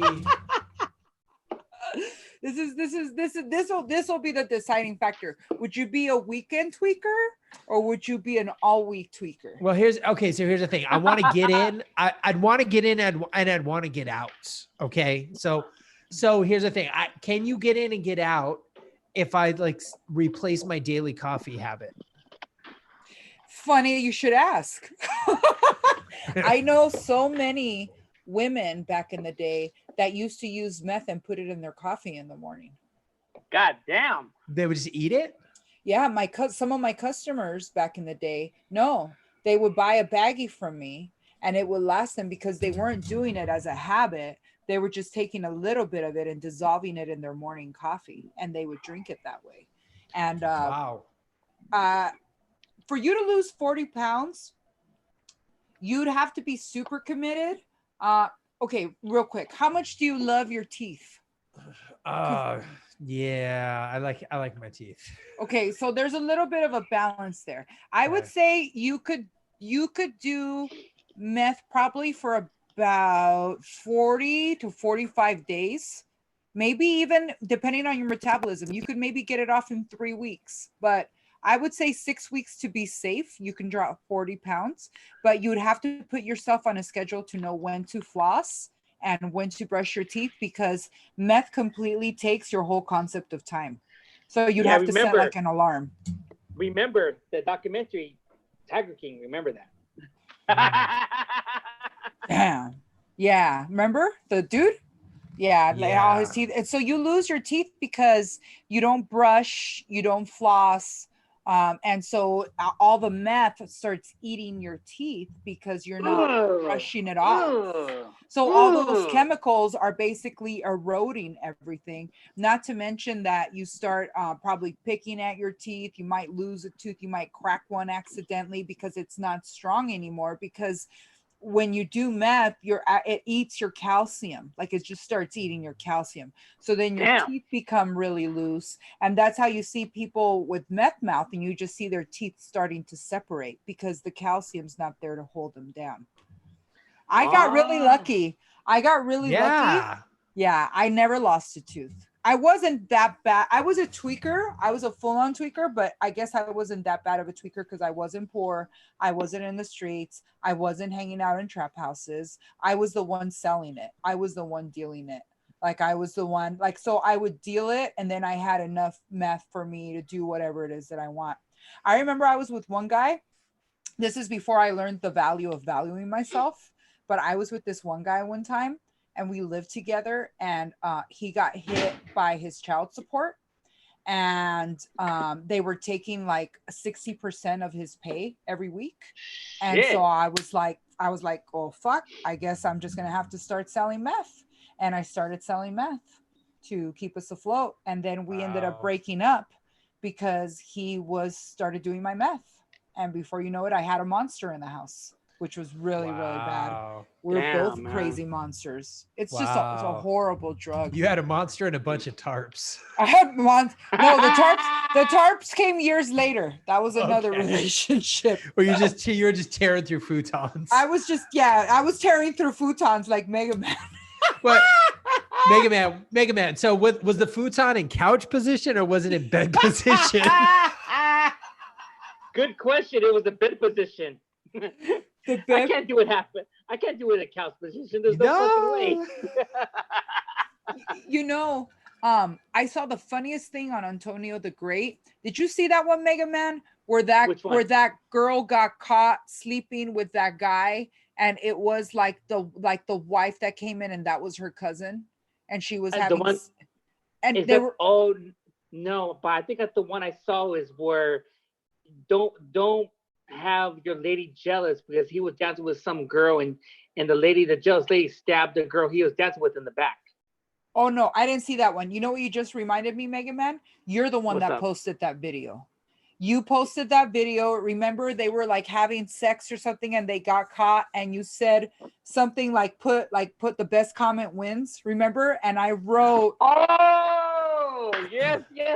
That was or it was like a guy, I think, caught him and he was being really nice. Like, it's okay, bro. Like, like whatever it was. And I said, by the way, before you leave, can you help me pull up the futon? I think that's what That was it.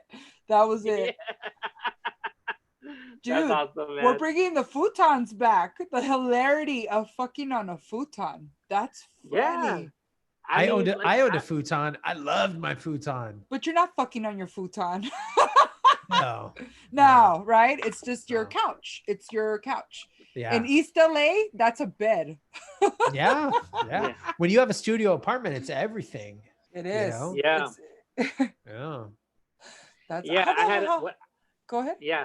It's like, when I had the futon, it was like that was my bed and my couch. And I was like, I sometimes in a way I would put like a blanket over it, and she would be like, "What are you doing? Like, I don't want none of your stinkiness, none of your pussy juice on that shit, because I have to sit down, and my kids have to sit down on it to go eat, watch TV." That's funny.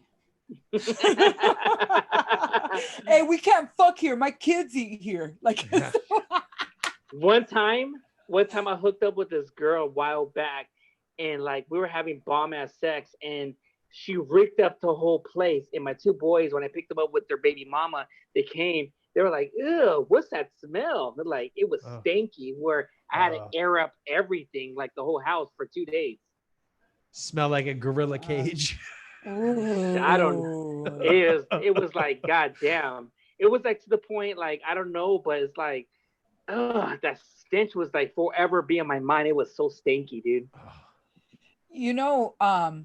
I think a lot of like when sex stinks, I don't know if you know this to be true, but did the chick possibly have bacterial vaginosis? Did she have?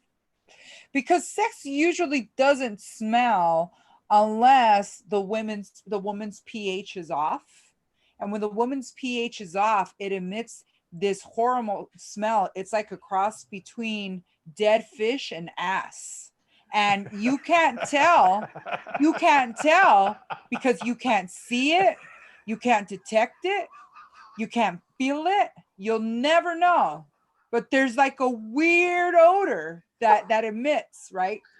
And a lot of guys, right? Jimmy J, is this funny? It is, huh? It is. That's stank ass sex. That means you're fucking a dead fish is what it is. And you leave dead fish trail like all over your futon. One time I was fingering a girl really like this to the point. This is how we get bacterial vaginosis, but continue. But we were making out, we're fingering, and I remember that movie Step Brothers where he had that fancy sauce and he had that thing where it's like, I don't like it. So when I was fingering her, I would look like, oh shit, I don't like it, dude. It just, I just can't, dude. I can't. So for the ladies out there that don't know why their pussy smells like dead fish, okay, I'm gonna let you in a little secret. We have a certain pH balance, but when we introduce foreign materials into our vagina, it throws off that pH balance. And when that pH goes the wrong way, that smell comes out. It smells like something died in there. And this is the thing. You can fuck a girl and that has bacterial vaginosis, but it's not like you have it. You don't have it. But then what happens is, and check this out. If women don't know when their men are cheating, I'm going to tell you right now how you find out when your man is cheating. Okay. Smell his dick. No, not just smell your dick, smell your vagina after your man fucks you. Ooh. Okay, and this is how this happens. And also ladies out there, if you're listening, okay, this is how you know if your man's cheating. When you're with a dude, you notice that this person that you pick, they have a certain smell to them. They have a familiar scent that you're into. that has become a smell that you know that is secure, right? And when you have, oh, Jimmy James, I lost you. Jimmy James, come back, come back. I was explaining bacterial vaginosis. Yes, yes, I know. Oh, is this why you had to get? Oh, you had to get the headphones. Yeah, I had to go blow my nose. I was laughing so hard. Good. I wonder how hard people are laughing right now as they slap their mate. You're cheating on me. You're bringing back like these memories from like high school when like nobody knew any better and nobody knew what it was. And Megaman's down here talking about finger bangs. I was finger banging this girl. And it's like, bro, you're the problem. Fucking coronavirus, fucking vagina giver. Like. You're just spreading it from person to person. Okay, it's just like I'm back in like 1996 again. Dude, we've been flashing back like all week. Okay, so this is how you know when someone's cheating on you. Okay, when you're with somebody, when you guys get together, each person has their own scent. You know that scent. It's a personal scent that you know that makes you feel secure and comfortable. Yeah. When one of those people goes outside of the relationship and goes elsewhere, you actually disturb your pH balance because you've now mixed your pH with someone else's pH that is not the pH that you've been used to and you've been alkalized with the person. So, Megaman, you have a girlfriend, right? She's at home, vagina's fine, right? You, Megaman, decide to go fuck some other girl or finger bang some other girl, right?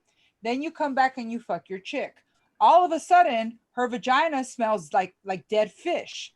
You just came in and tainted her with your pH that you went and tainted somebody else with.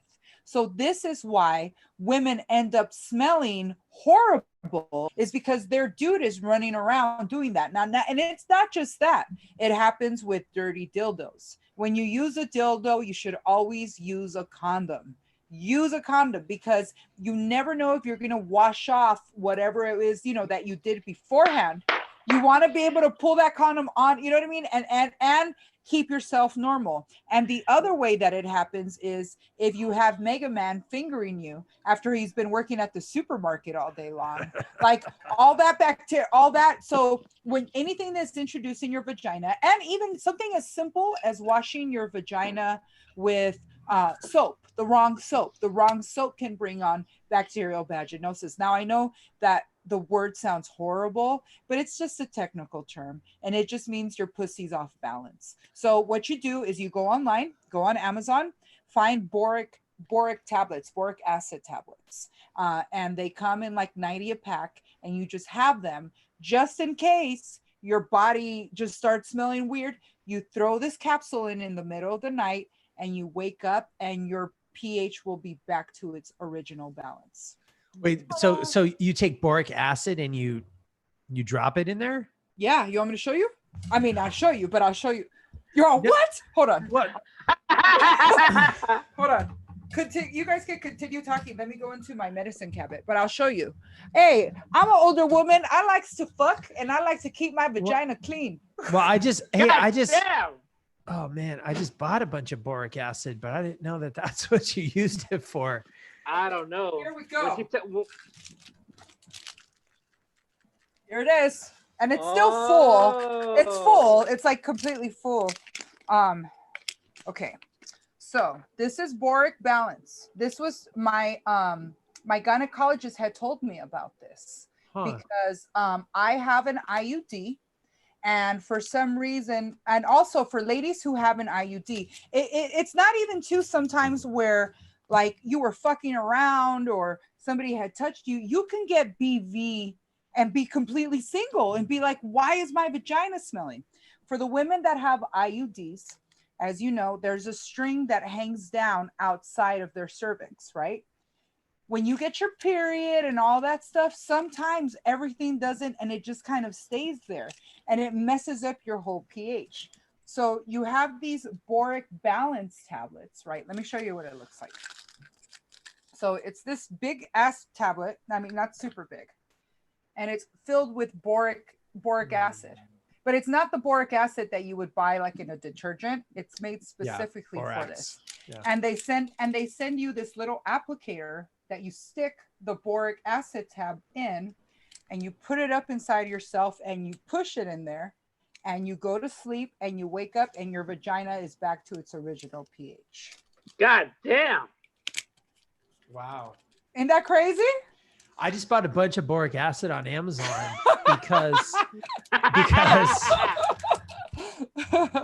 believe it or not, it's like when you mix it with glue, when you mix it with like school glue, it turns the school glue into slime. Like it's like the key ingredient to make fucking kid slime. So like me and Olivia have been making like a bunch of slime. Yeah. That's cool. That's really cool. It's got a bunch of uses. This is so That's funny. crazy. I've always wanted to talk about this. You never know. Look what it says. Fast acting formula. pH balance for women. Works great on slime. Right? Vaginal health support. Homeopathic and vegan. Wow. 100% pure, no fillers or additives. It's a good thing to have as a woman. You know, you never know when, you know, and sometimes when you get off your period too, your whole thing is off. You're just off, and you pop one of those and you go back to normal, kind of thing. Good to go. Fantastic. Hey, can I tell you guys something special about tomorrow? Absolutely.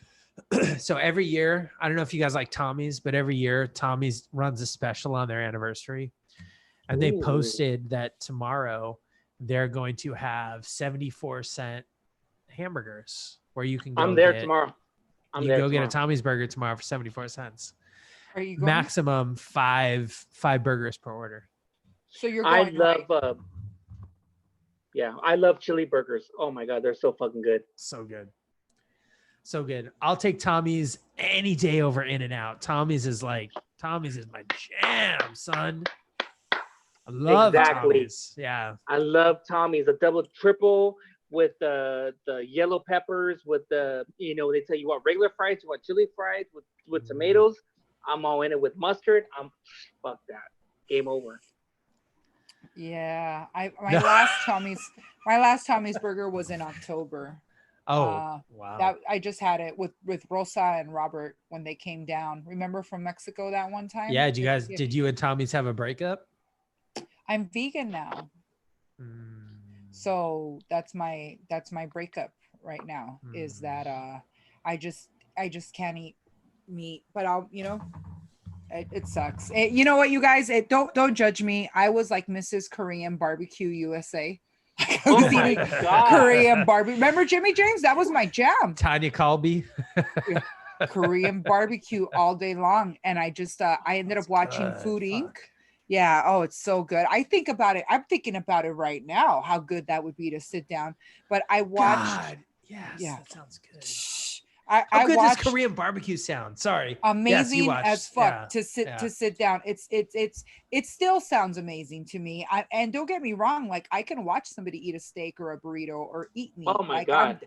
I'm down. Like I'll still like salivate and look at it. But when I think about eating it, because I watched Food Inc., I just can't, dude. The way that the US manufactures meat is disgusting. Korean barbecue tacos with kimchi. Oh. Ooh, shout out to Kogi barbecue truck, remember? I think a while back, I think they were in Long Beach. Someone told me, posted me about it, but like I missed out and they were sold out. I was like, fuck. They sell out fast, like super fast. That line I wonder how they're doing now. I remember I got Twitter just for that. Like, so I knew where the Kogi barbecue truck was going. So did I. Yeah. Remember? They used to post their location. They just posted that they're doing rounds back in Orange County. I guess they hadn't been to Orange County in a while, so they're back in Orange County. But just any of those, like, God, with you just saying Korean barbecue, like I took Korean barbecue for granted. Yeah, now we can't do it, dude. It's that's such a special experience to sit there, cook your own food, you know, like go all you can eat if you want to be a gordo, you know, but yeah. I'll tell you right now. Okay. As I say that I'm vegan. Okay. If I could stomach it and they open back up, I will go and I will eat Korean barbecue. I will sit down and eat it. And even knowing where the meat comes from, I'll say that I'll take a chance because that shit is so fucking good with the rice. Oh, pickles, the meat. Oh my God. And the mashed potatoes. The mashed potatoes. The potato salad. Oh, it's so good. Oh my God. The bean sprouts, the sesame oil, the salt. Look, like at the end of the day, we're all just weak ass home chefs trying to get through this bullshit until Korean barbecue opens up again. Tomorrow, Megaman's gonna be going to Korean barbecue, and I'll tag you like, "Hey, man, I'm sorry when doing the podcast with Tanya and Jimmy, and I'm at Korean barbecue." But where would there be an open Korean? Dude, they're shut down. There's no to go on. No. You can get a takeout over here in Cerritos called Mr. Lee's on Norwalk and South Street. That's the one I always go to. All you can eat if it's for 2 people. But if it's over 2 people or more, then you have to cook your own food. Wait a minute. So you can go get takeout, and you can get, and they'll cook it for you. Pre-cooked. Yeah. Pre-cooked. That's not the same. No, they cook it for you. It's not pre-cooked. It's it's already cooked. Yeah, no, I'm all right. no, I'll stick to my rice and plantains. And you got to cook it at the table. You got to cook it at the table. Korean barbecue is cooking at the table. That's what Korean barbecue. That's what Korean barbecue means. No, they have it already cooked. Okay, again, Megaman. No, I don't want nobody cooking my meat. You know what I mean? That's like saying. That's like saying I don't know, like we'll give you your boyfriend, but we'll jack him off for you before we send him home. No, I want to jack off my own boyfriend. I don't need you to do that for me. I want the experience. I don't want you enjoying the experience. That's my experience. The whole point of Korean barbecue is to sit down across the way from your friend or friends or your loved one and enjoy this experience of watching the meat sizzle and everything cooking and spreading the meat around and then separating the meat out and then having her come by and go, would you like more meat? And then you're like, yes, I'll take a number, that's what you want.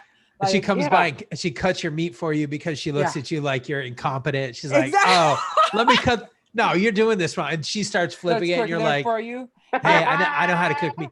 It's all about that experience. Maybe what we should do is when the Korean, there's going to be a handful of places that are going to be crazy fucking busy when shit opens up again. Look, Tanya, you just put Korean barbecue back on the list, right? Like Korean barbecue is going to be crazy busy because it's one of those experiences. Karaoke, crazy busy.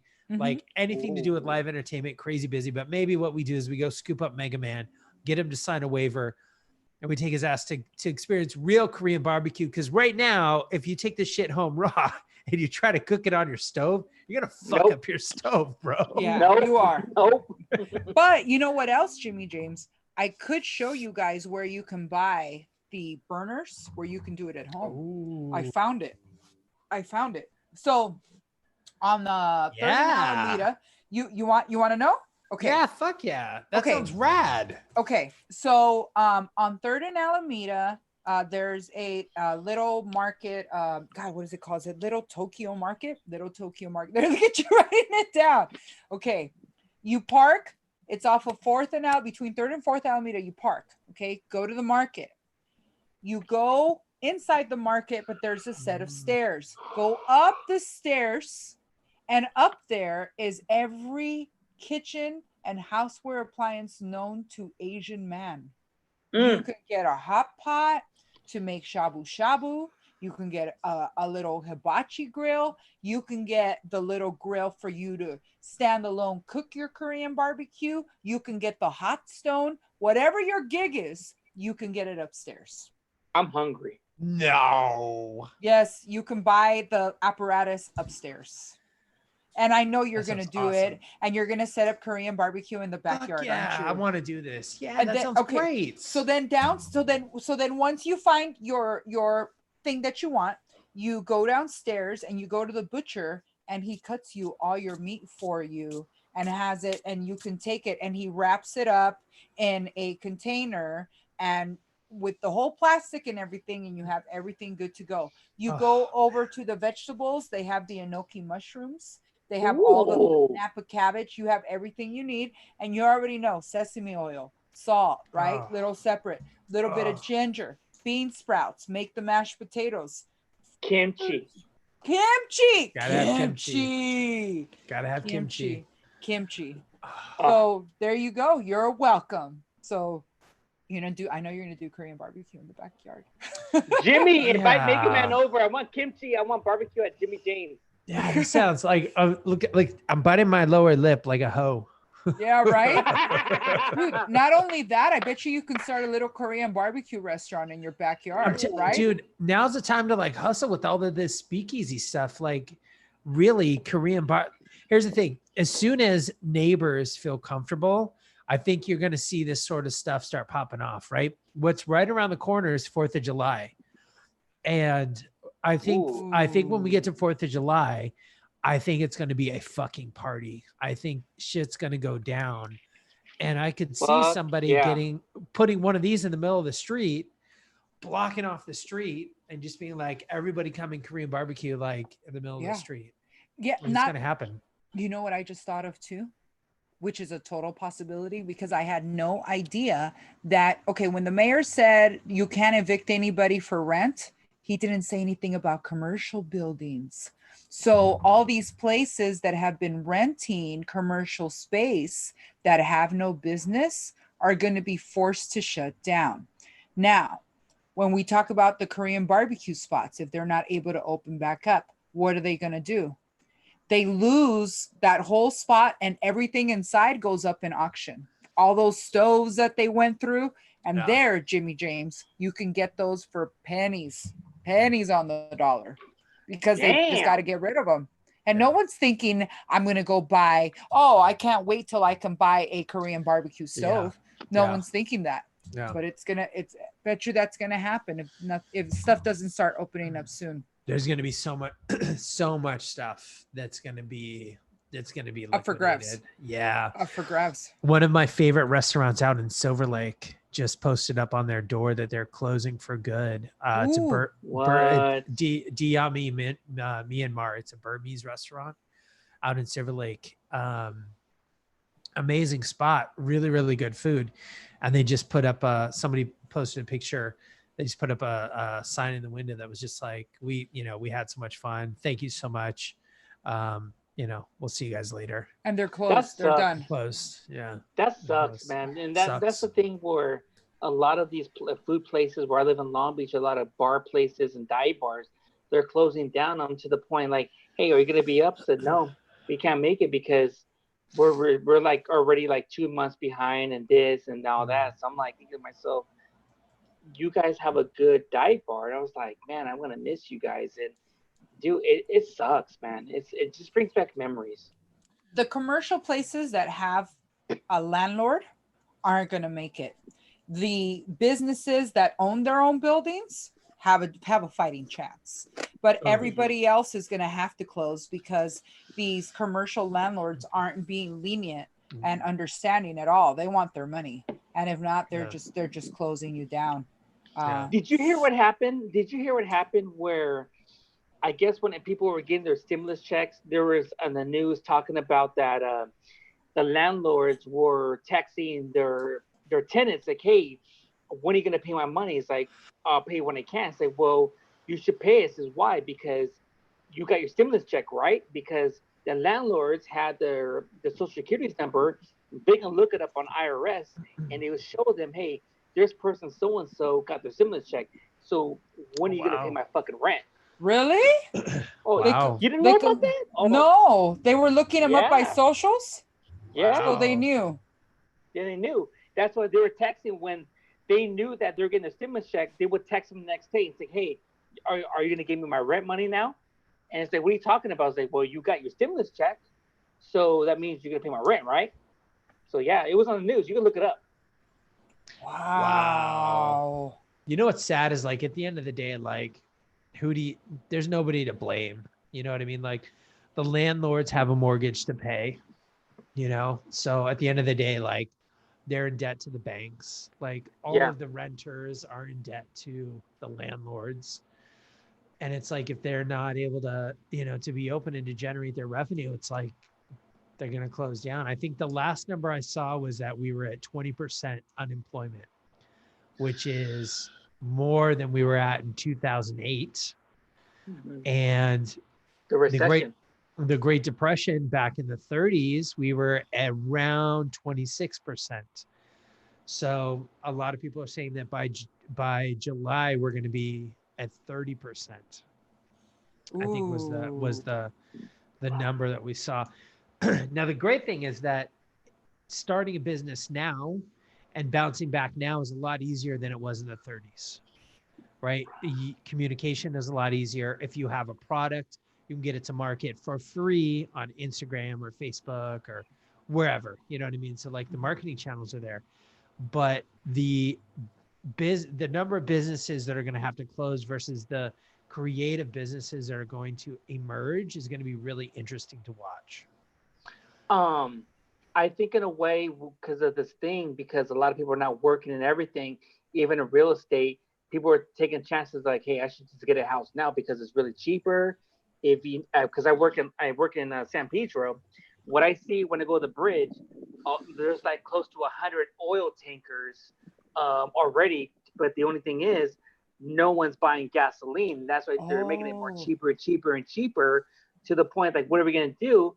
And there were some oil companies that are going to file for bankruptcy. So what they're trying to do is trying to cut the price in half with the barrels, whatever, so they can kind of push it out. So those tankers can start coming into the ports. If not, those shippers are just staying there at the ocean, and they're costing them a lot of money for every day. So it's messing up the economy with a lot of things that they're not pushing because of this coronavirus. Yeah. Well, we've run out of oil storage. Like there's no, we're very, very, very close to having no more capacity to store oil. Yes. So at the beginning of last week, the price of a barrel of oil went into the negative. So the lowest has been around $30, right? And I'm guesstimating, right? Around $30. The beginning of last week, there was a futures contract that came to fruition, which basically says somebody in the past basically put a bet down that oil would be a certain price by whatever it was at the beginning, whatever date it was at the beginning of last week. And if it's not that price, what they have to do is they either have to dump the contract, or the contract becomes whole and they have to go pick up the oil. Well, the contract became whole. They didn't pick up the oil. So the price of oil went negative.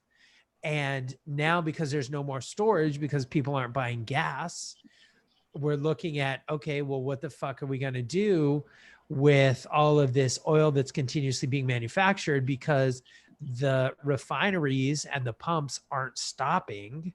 And so the price of gas, you're going to see the price of gas, you know, typically during summer, the price of gas goes up, right? And you could see it anywhere like $5 a gallon, right? Because during the summer, you've got your vacation, you're going to be driving. Awesome.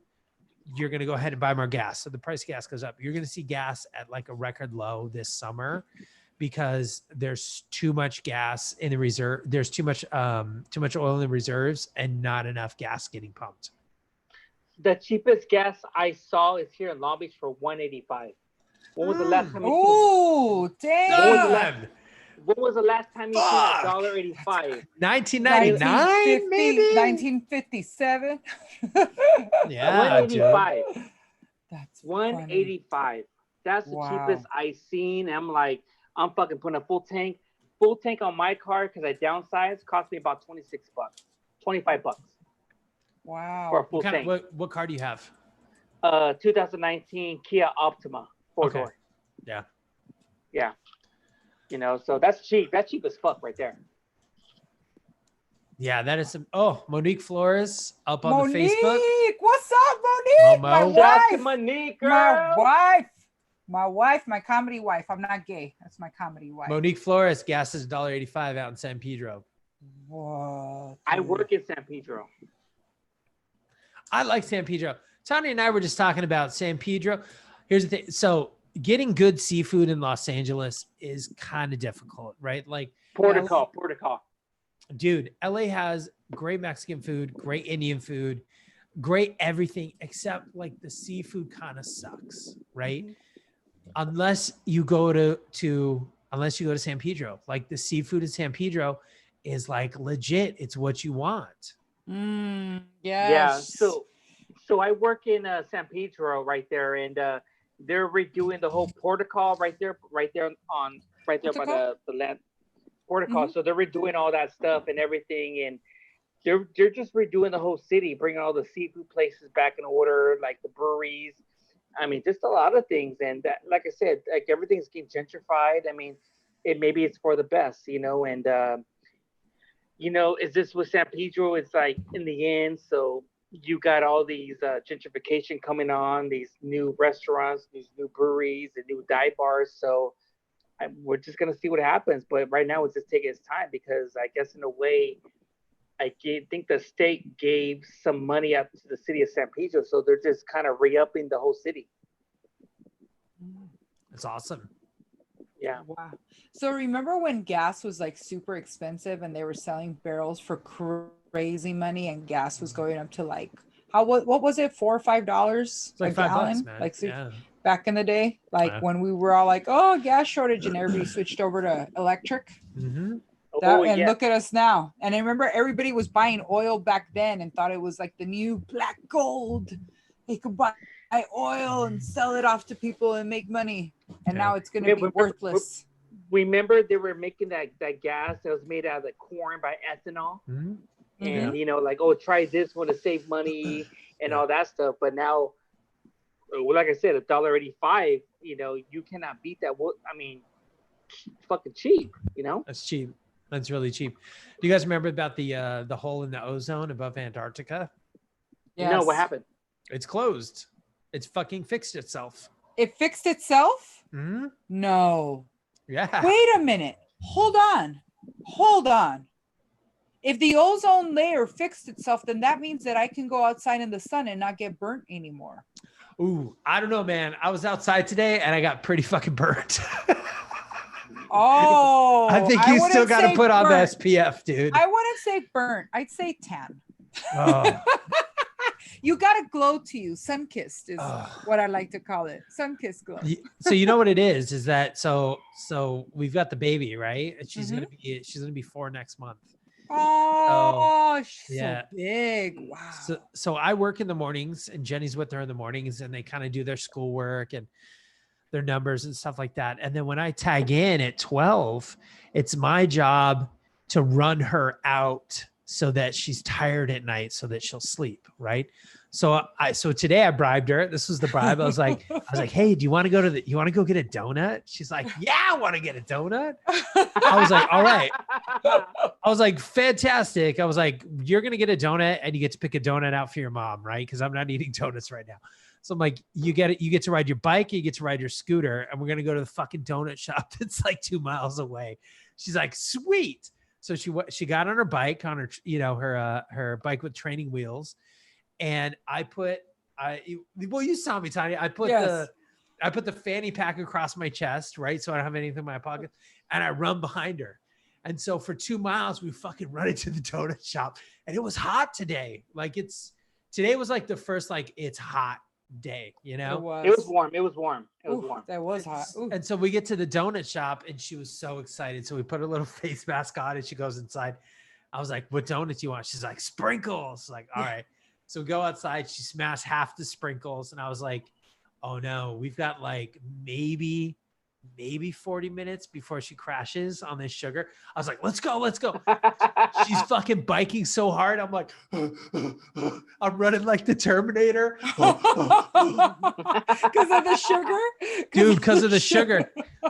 We get home and she's out and she's done. And for the rest of the night, she's like, Daddy, I'm so tired. She's like, hell yeah. She was beat. She passed out. Like I read her one story tonight and she just fell asleep. Boom, she was out. So like, I'm laughing. I would laugh if like I came over and next thing you know, Olivia's all with sugar and a straw. You're like, just do a couple of lines, honey. what, you know, like when you don't give your kids that much sugar, when they have it, like they go bananas. Like Megaman, what's up with sugar in your kids? How do you regulate that shit? Oh my God, my kids they eat healthy and stuff like that. You know, vegetables, fruits. I give them strawberries, oranges, apples. You know, just fruits. You know, I try not to give them a lot of junk food and stuff like that. Instead of soda, they have water and stuff like that. So I keep my kids very healthy. But for me, Mega Man, I love junk food. That's the hard part. So you don't let your kid drink soda at all? No, they drink only water, only water and apple juice. Now, when I was a kid, I don't remember. I swear to God, like I had this conversation with my old lady. I don't remember ever drinking a glass of water when I was a kid. All I drank was soda. That's all. It was always in the house. I always drank Mountain Dew. I always drank Coke. I don't ever. I don't ever. I couldn't tell you what water tasted like when I was a kid because I never fucking drank it. So like with our kid, we do the same thing. Like if she's had soda, it's not, it's not been on our watch, but like she's water only. And so I feel like kids nowadays are learning and having a better upbringing because our parents didn't know any better when we were kids, right? Like our parents were all about convenience, and our parents were all about like, I ate McDonald's all the fucking time. Like all the time. I've eaten more McDonald's than 3 people should eat in a fucking lifetime, right? McRib sandwiches. Yeah, McRibs. Like, do you remember the McBLT when you would like put the 2 sandwiches together? Oh my God.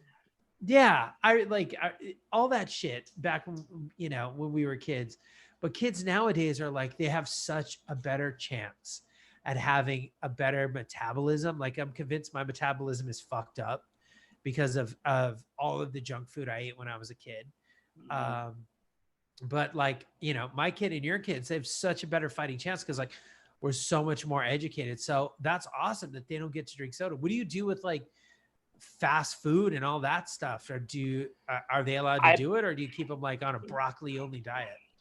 So I've been kind of cooking a lot now because of this quarantine, because me and the kids, we used to go out a lot, eat, whatever and stuff. So it's a big adjustment where I'm trying to cook more and save money much as I can. So whatever I can do to cook, because, at the time, I didn't learn how to cook. So I'm doing whatever I can to cook food here and there and stuff like that to stay home and, just cook healthy stuff, whatever I can. But like I said, a lot of the junk food, my kids will be like, Dad, I want a soda, but because they crave it. So I only give my kids soda once a month, but to me, for some kind of reason, this kind of happened a couple of days ago.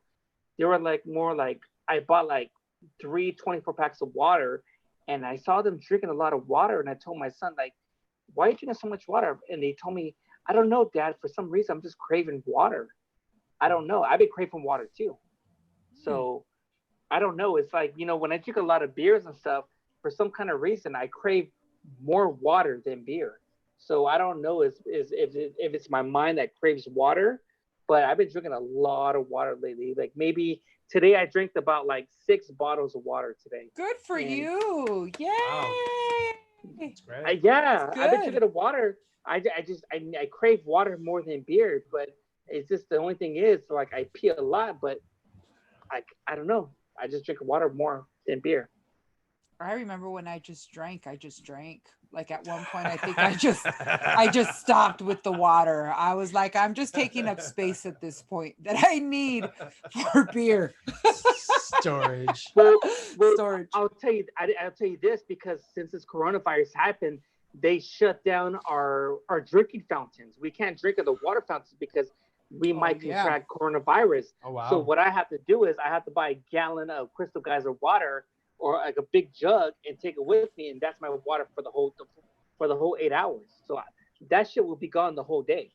Well, at least you're at a Wow. store. I mean, you guys can't get water off the shelves, right? Yeah. Oh, if we do, we have to write it off or just put it on our shrinkage. But yeah, it's good because they told that corporate, if you guys are thirsty, whatever Good. stuff, just take it out of the shelf, whatever, and just Aw. before you guys go home, just shrink it off. Like, hey, and whatever. Aw. Shout Yeah. out to Sprouts for Sprouts, being I love awesome. Sprouts. Sprouts is our go-to market. Like we've got 2 over here by us. Yeah. What Sprouts. are? Yeah, Sprouts. Sorry, go No, ahead. go for it. No, I was gonna Jimmy, say go for it. what are the top items in Sprouts? Like if somebody said, "Hey, I've been going to Ralph's all my life. I want to go to Sprouts. What should I get? Like, what do you recommend they get?" To get when they first come in, the first thing they're probably gonna do is like our fresh produce. We have like shipments 4 to 5 times a week with our fresh shipments of produce and all that. So that's gonna be the thing, the meats, and all that stuff. We got on our grocery side, we have spaghetti sauce. We just have everything. What we have cereals. Like everyone's trying to be healthy, and then the non-taxable stuff, which is toilet paper, disinfectant wipes, and this or whatsoever. Everyone's just trying to be right, and we just trying to do whatever we can to help our customers out, satisfy them, and give them a best experience. I remember when I talked to Martin and Chiquis, I told them, because I remember I was going to transfer to Venice Beach because that's where they were in that area. And I told them, if I do, you let me know. If there's anything that you can't get in your area, you let me know, and I'll do a special order, and I'll hook you guys up. Ooh. The special orders. Wow. Can I Wow. Can I jump in on this special order if I needed something like, I don't know, spaghetti sauce that isn't full of crap? You guys have that? we have regular, or you want organic. We have some bomb ass spaghetti. Like right now, like I've been having some spaghetti sauce from spaghetti because Paul Newman, his spaghetti sauce is so good. So good. Mm-hmm. Yes. What I've been looking for organic tomato sauce that doesn't have a bunch of fillers, because I've noticed since I started eating this way that I can taste the metal in tomato sauce. I don't know if that's weird. You know what I'm talking about? That's a Like thing. that- We Yeah. have Yeah. we have the organic Sprouts organic sauce and everything. We have all that stuff because we talked about that a couple months ago because there was some metal stuff contaminated with the tomatoes. So we can get everything shipped out of Arizona and stuff. Even our water we get from Arizona is so good. Like the spring water we get from Sprouts is by far one of the best waters I have ever had in my life. I'm gonna be making out a trip over to Sprouts and see what's cracking and make a little list. Megaman, you go shopping for me, huh? I'll hook you up, girl. You let me know. I'll be your Instacart. If there's nothing that I love more is celebrity VIP service. The mega cart. Yeah, the mega cart. What I'm looking for too is shiitake mushrooms, because I learned how to make them. We have that, yeah. You do? That always sells out. It sells out quick. Yeah, if you're onto this, for vegans, you can make shiitake mushrooms taste like carnitas, which I found out when I decided to make myself a mushroom onion taco one day. And I got these shiitake mushrooms and I washed them and I squeezed them out and I threw them in to cook with a little bit of olive oil, salt, and pepper. The consistency and the flavor was that of carnitas. And I was like, did I invent something new? And then I went on this vegan restaurant like menu, and they had a carnitas burrito, and it said mushrooms. Like it was their main. I was like, oh, they know what's up. So yes, Mega Man, please save me some spaghetti sauce and shiitake. And I'm just 1 and 1. I'm not trying to hoard like 4 of them. It's just for me. But that's my thing. Oh yeah, and the one thing that's been selling before we get to the next topic in our store is a lot of Indian food. A lot of Indian food because we have a lot of the the sauces that come in packets and everything, so it makes it more They're good. quick, easy to make. Uh-huh. So if you have like white rice and everything, and you have your shredded meat, you put the sauce on and everything, you cook it, bam, there goes your Indian food with So your good. curry sauce and this. Oh my God, the So best good. Indian food. It's so good. Really? So good. Oh yeah. Turn me on to these sauces. I don't think I've tried any of them. I know it starts with a T, a turbaloo.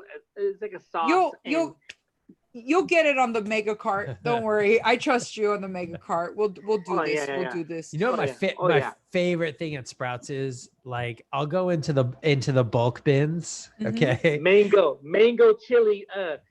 Okay, that shit's good. But I really like the mixed nuts because it's like the mixed nuts are dope. Like, they're so good, right? And you can get unsalted, which is nice because anytime you get like salted nuts, it's just a crazy amount of salt and like it hurts your mouth and stuff, Too much salt. So they have an unsalted, right? And then they have a regular and they have an organic, right? So this is what I do. Yes.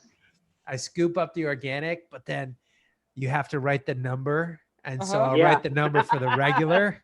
And so I'll get my organic nuts, but I'll only pay a regular price. Hey!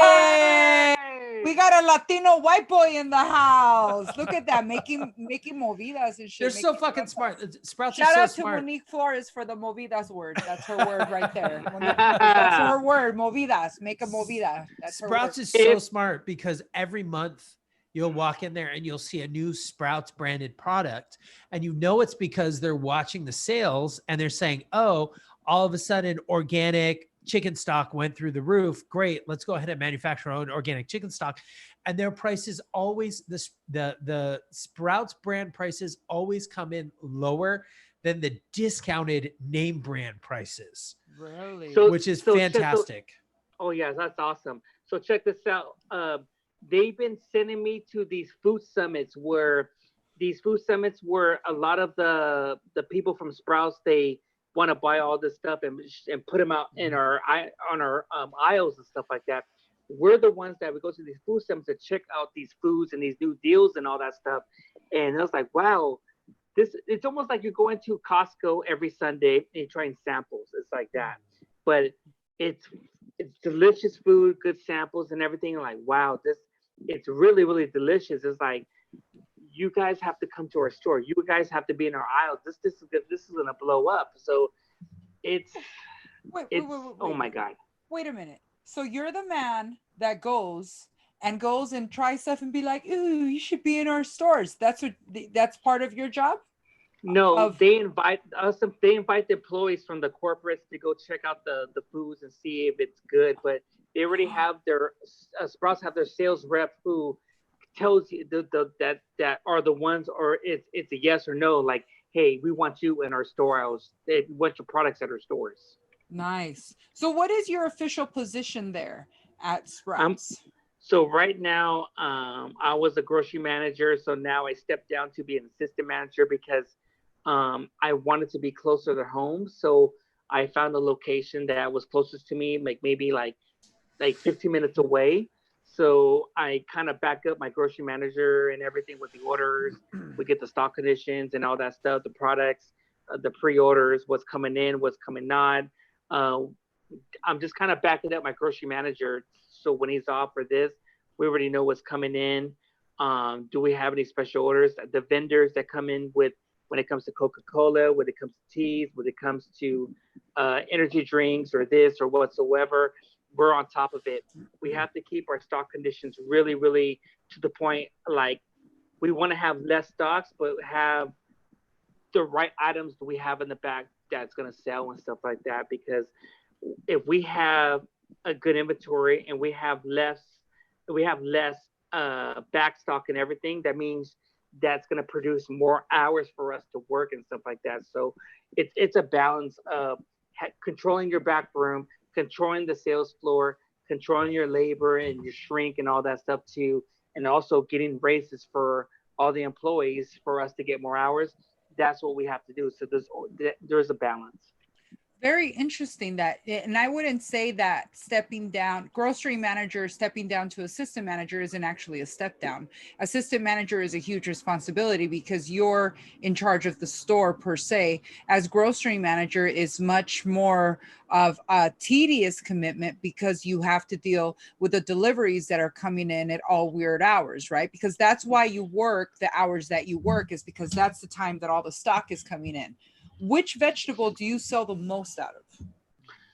Well, I work in grocery, but I don't work in produce. So with the produce, they have their crews. So I think in the way the vegetables are selling the most right now is like the romaine salad, Son the of a bananas, bitches. I knew it. romaine salad, bananas, Fiji apples, strawberries and stuff like that, blackberries. Yeah, just like some of the grab and go salads that has already have the dressing in already, and all that stuff. Yeah. The free stuff. Yeah. And for grocery, just regular grocery, what item do you just flies off the shelves all the time? Rice, like dry rice, spaghetti, paper towels, toilet paper, waters, cookies, cereal, like juices, cranberry juice. A lot of people from this corona are buying a lot of cranberry juice for some reason. Wacky. You know why? I know why they're buying corona juice. Why they're buying coronavirus juice. I know why they're buying cranberry juice. They're buying cranberry juice because they're doing all kinds of fucking and not washing their hands, and they have something wrong with the smell of their vagina. So they're drinking all this cranberry juice because they think it's probably a yeast infection, right? Oh, At home, urinary tract infection. On their urinary tract infection, not realizing. See, because when in something like this, when you're having more sex, you're having more, conditions of sex, and that is one, which is bacterial vaginosis. So for the women out there hoarding the cranberry juice, stop it. Just go get some boric acid pills. Is what's wrong with you. Sprouts has the best pasta. They carry a bucatini pasta that's stupid good. Really? It's a dry pasta. Yeah, it's a dry pasta. It's in a black package. Oh, it's so good. I've never tried this. I love our Sprouts. Yeah. We have three. There's a lot of good stuff. I remember Martin Moreno was telling me, Megaman, we're gonna come to Venice Beach, man. So because I guess where they shop at, I heard they were saying that the customer service sucks dick. I don't know that. I put a transfer over there to take over the store, but I haven't heard anything about it. So I did, hit him up. Be like, what's up with the transfer? You know what it is? So Martine lives down the street from me, and the Sprouts that's by us just has a shitty deli counter. That's what it is. That's I've been hearing about from the other stores. Why is shitty deli counter? What's shitty about it? What's shitty about it? Service. Yeah, you know what it is I think it's just, I don't think I see the same people there all the time. So I think the deli counter is just either burning through people or they're just having people like temp in. But if I don't check the deli cuts and I bring the food home, 9 times out of 10, the plastic will still be on the cuts, on the cold cuts. And so you'll have to take the plastic off. And Jenny goes through the roof. She's just like, what the fuck? Jenny's just like, why the fuck is the plastic still on the garlic bologna? Oh, what the fuck? I would lose my fucking mind too. I'm about, you get your deli meat, you're expecting all that plastic. So they're just being straight lazy. I think it's just people that don't work that department on the regular. Plus that department, it looks like they prepare a lot of the hot foods that go into the store. And so you'll have people that are like on hot food duty, and you'll be standing at the counter, and they will like purposefully like not be looking at you while they're like trying to do their hot food. And you're kind of like, hey, I'm here. What's up? Yeah, I see you're doing stuff.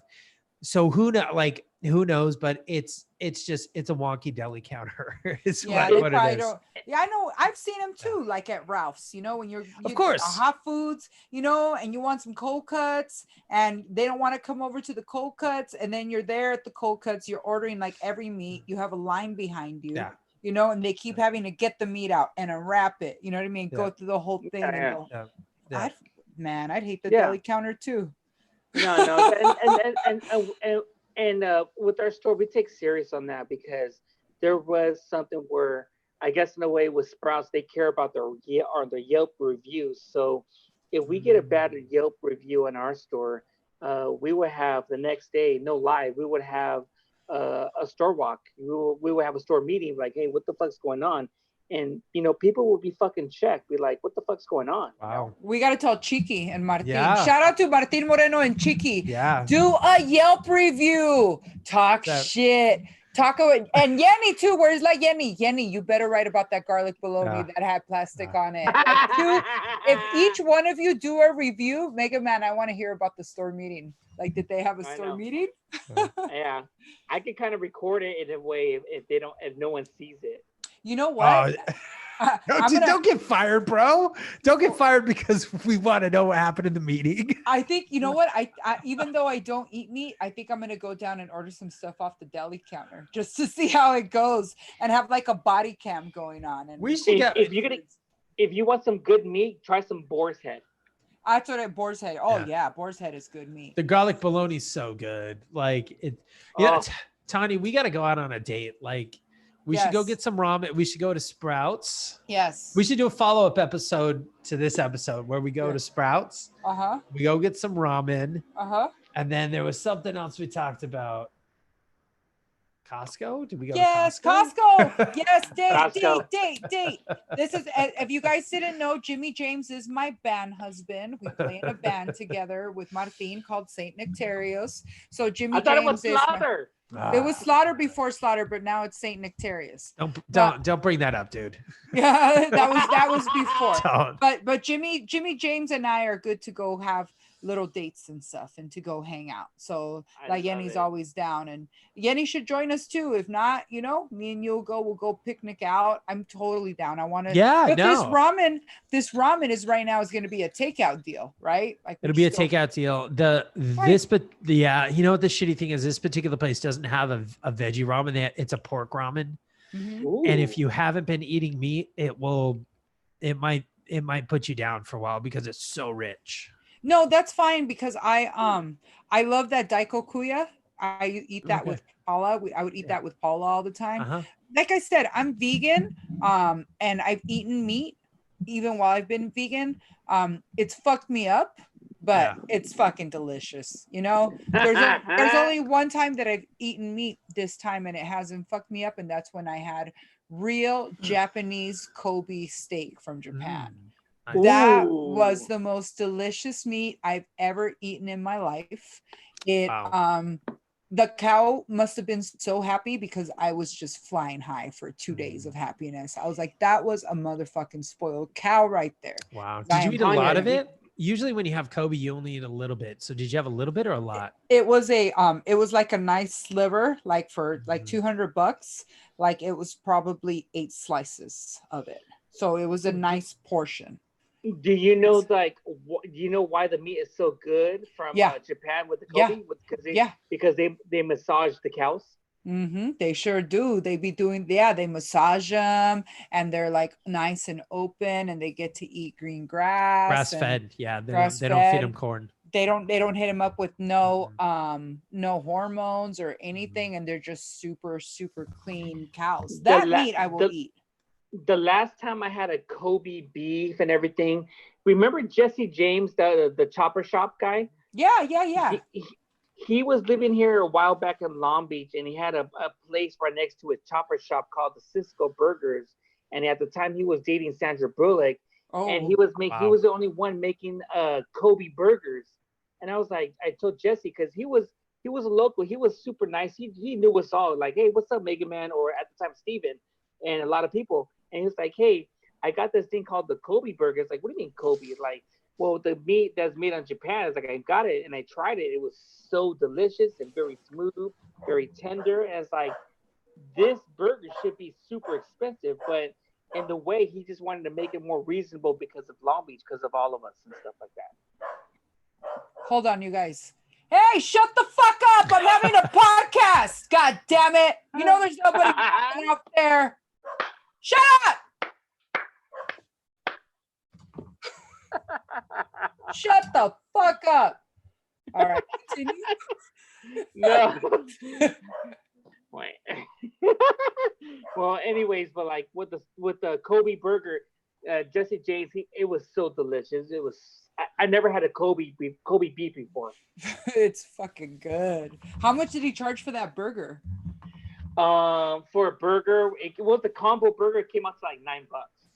What? Wow, that's a great price.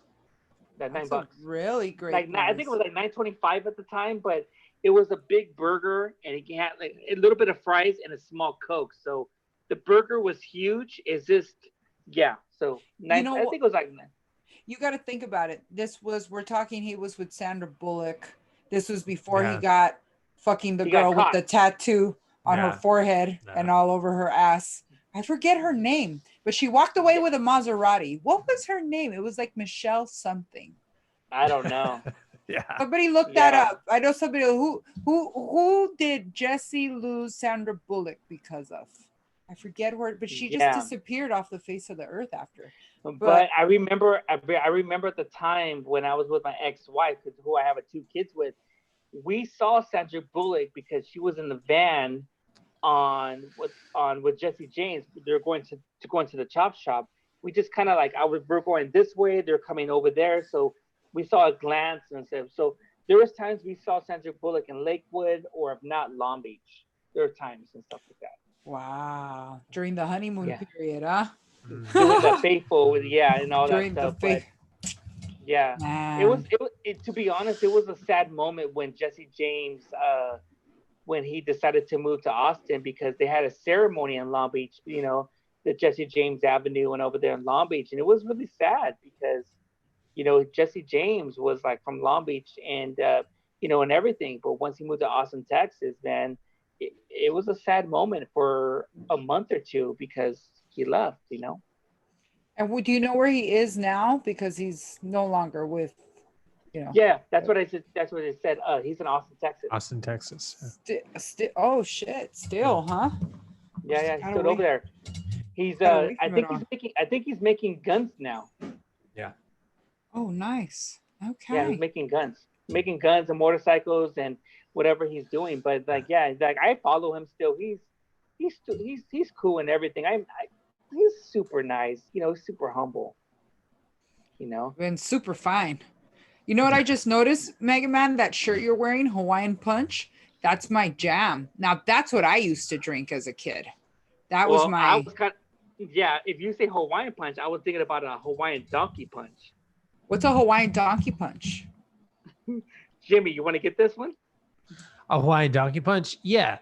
That's when you go to a luau and you pick the biggest girl there and you take her behind the tiki hut and you punch her in the eye while you're making out with her. That's a Hawaiian Donkey Punch. Okay, I'm almost gullible at this point, but I'm gonna say that's probably not true. You're correct. No, a Hawaiian Donkey Punch is where, I guess, in a way, the girls all turned up. This is not me. This is from someone who told me about that when I was living in Modesto. I told a person, "What's a donkey punch?" I guess in a way, you hit a girl from the back of the head, and she gets turned up and horny, and you fuck them. I don't know. I have to look that up today. Yeah, it's when you're banging a girl doggy style, and then you sock her in the back of the head, and then you have to hang on to her like she's a kicking donkey. But a Hawaiian Donkey Punch is when that happens while she's eating some pineapple. What? Oh, that's so funny. That's funny. I used to drink Sunny Delight, but well, you guys, we are at the 2.5 hour mark. Megaman podcast. Oh, we didn't do truth or dare questions. We didn't. Should we? I think we should save it. Save it. Okay. Yeah, Save it. We'll save We'll it. do a part two. We'll do a part two. We'll do a part 2 after I've been to the deli counter. Okay. I'll report back. We'll have some footage. I'll see who the culprit was, right? Ask your store if that's okay too. Talk to them and be like, hey, I was on this podcast. We're talking about the deli counter. Would it be a problem? It might, because I don't want you to lose your job. I don't want to lose my Mega Man cart hookup either. No. But this was really nice hanging out with you and just shooting the shit with you, just talking crap with you. I like it. I like this episode. We me, Jimmy, and you, we just had a good flow. Yeah, we just had a good flow. And I really appreciate you hanging out with us today and staying sober to be coherent enough with us to talk, because I know Cinco de Mayo, if you have a chance to get fucked up at the top of the morning, today is the day. So thank you for I'm gonna be drinking all night. So I have the day off, and I like after this episode, I have to promote tomorrow's episode. I think it's 147 or 148 with Grumpzilla, the co-host of the Flashback with the Homies. So I have to edit all that stuff out, promote and all that. So I might be up till 4 o'clock in the morning. Gotcha. Look at you, triple digits, almost at 150. That's awesome. Yes, almost. Well, Mega Man, thank you so much for joining us today on Talking Crap. It was awesome getting to know you a little bit better and just vibing out with you. And I had a really good time. Jimmy James, as always, the man, the myth, the legend, the white man with all the knowledge that I need in my life. You fill in the spaces that my brain or Google can't. So thank you. Oh, look, you're Tania Estrada. You are the only Ruka in this white boy's life. Oh, nice, because your wife allows it. Yes, correct. I love you, Yanni. I love you. I just want to say, everyone, when I first had Tania Estrada, I heard her on the Yoyoyo podcast. It was episode 75 with Martina Hooter. And I remember when I had heard her, then the Hood Footy, I have to say, Tania Estrada was my first celebrity guest I ever had on the Megaman's podcast on episode 19. And to me, like, Tania Estrada will forever be, I will forever remember her because she was my first celebrity guest I ever had on my podcast. Thank you so much. I really, really appreciate that. And I have to say, it's a really nice feeling to be in entertainment and to be considered a celebrity. And the way that I like to see it is I'm nothing special. It's just people celebrate my personality. Whatever. Fucking Getty Images be posted. Getty Images out and about. Man, I tell you what, I cannot go out to the store in sweatpants anymore. Chanclas and bandanas are out the door. These motherfuckers jump out the bushes. Now, you know what I mean? And you're just like, how did you? It's just the scariest feeling.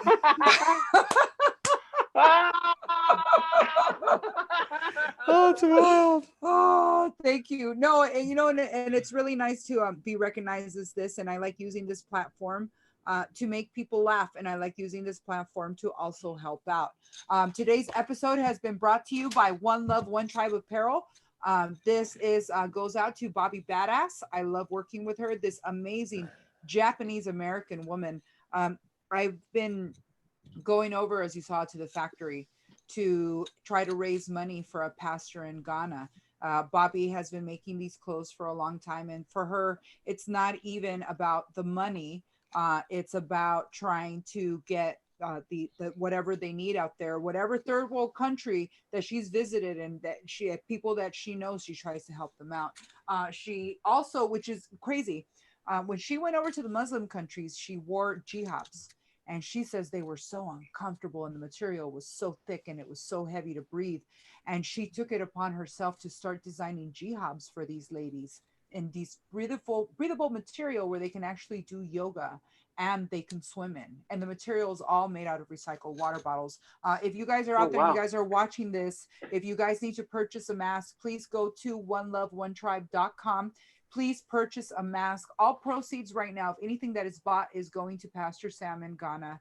And these masks are wonderful because the material, even though it's breathable, she gave 3,000 of these masks to Ghana. She gave another 300 to the Pasadena Fire Department, and one of the firefighters had the mask, and he had a spray bottle, and he sprayed the spray bottle, right? You saw the spray go out, and then he held up the mask and he put the spray bottle to the mask and went, and nothing came through. So that's how safe these masks are, and they're not just one. You know, you can switch them around. They're like different patterns. It's always a double-sided pattern. So shout out to Bobby Badass. I love you, girl. I love working with you. Thank you so much for this opportunity to be your model and to be your social media person and to run your Instagram lives. But if you guys would go on there, and if there's anything that you would like to purchase, I would really, really love that. I don't ever ask you guys for anything, but if you can go on there, oneloveonetribe.com, and buy whatever's going on. She's giving away these bamboo straws, you guys. These bamboo straws, you know, these go for $20-something at the store. Just one of them.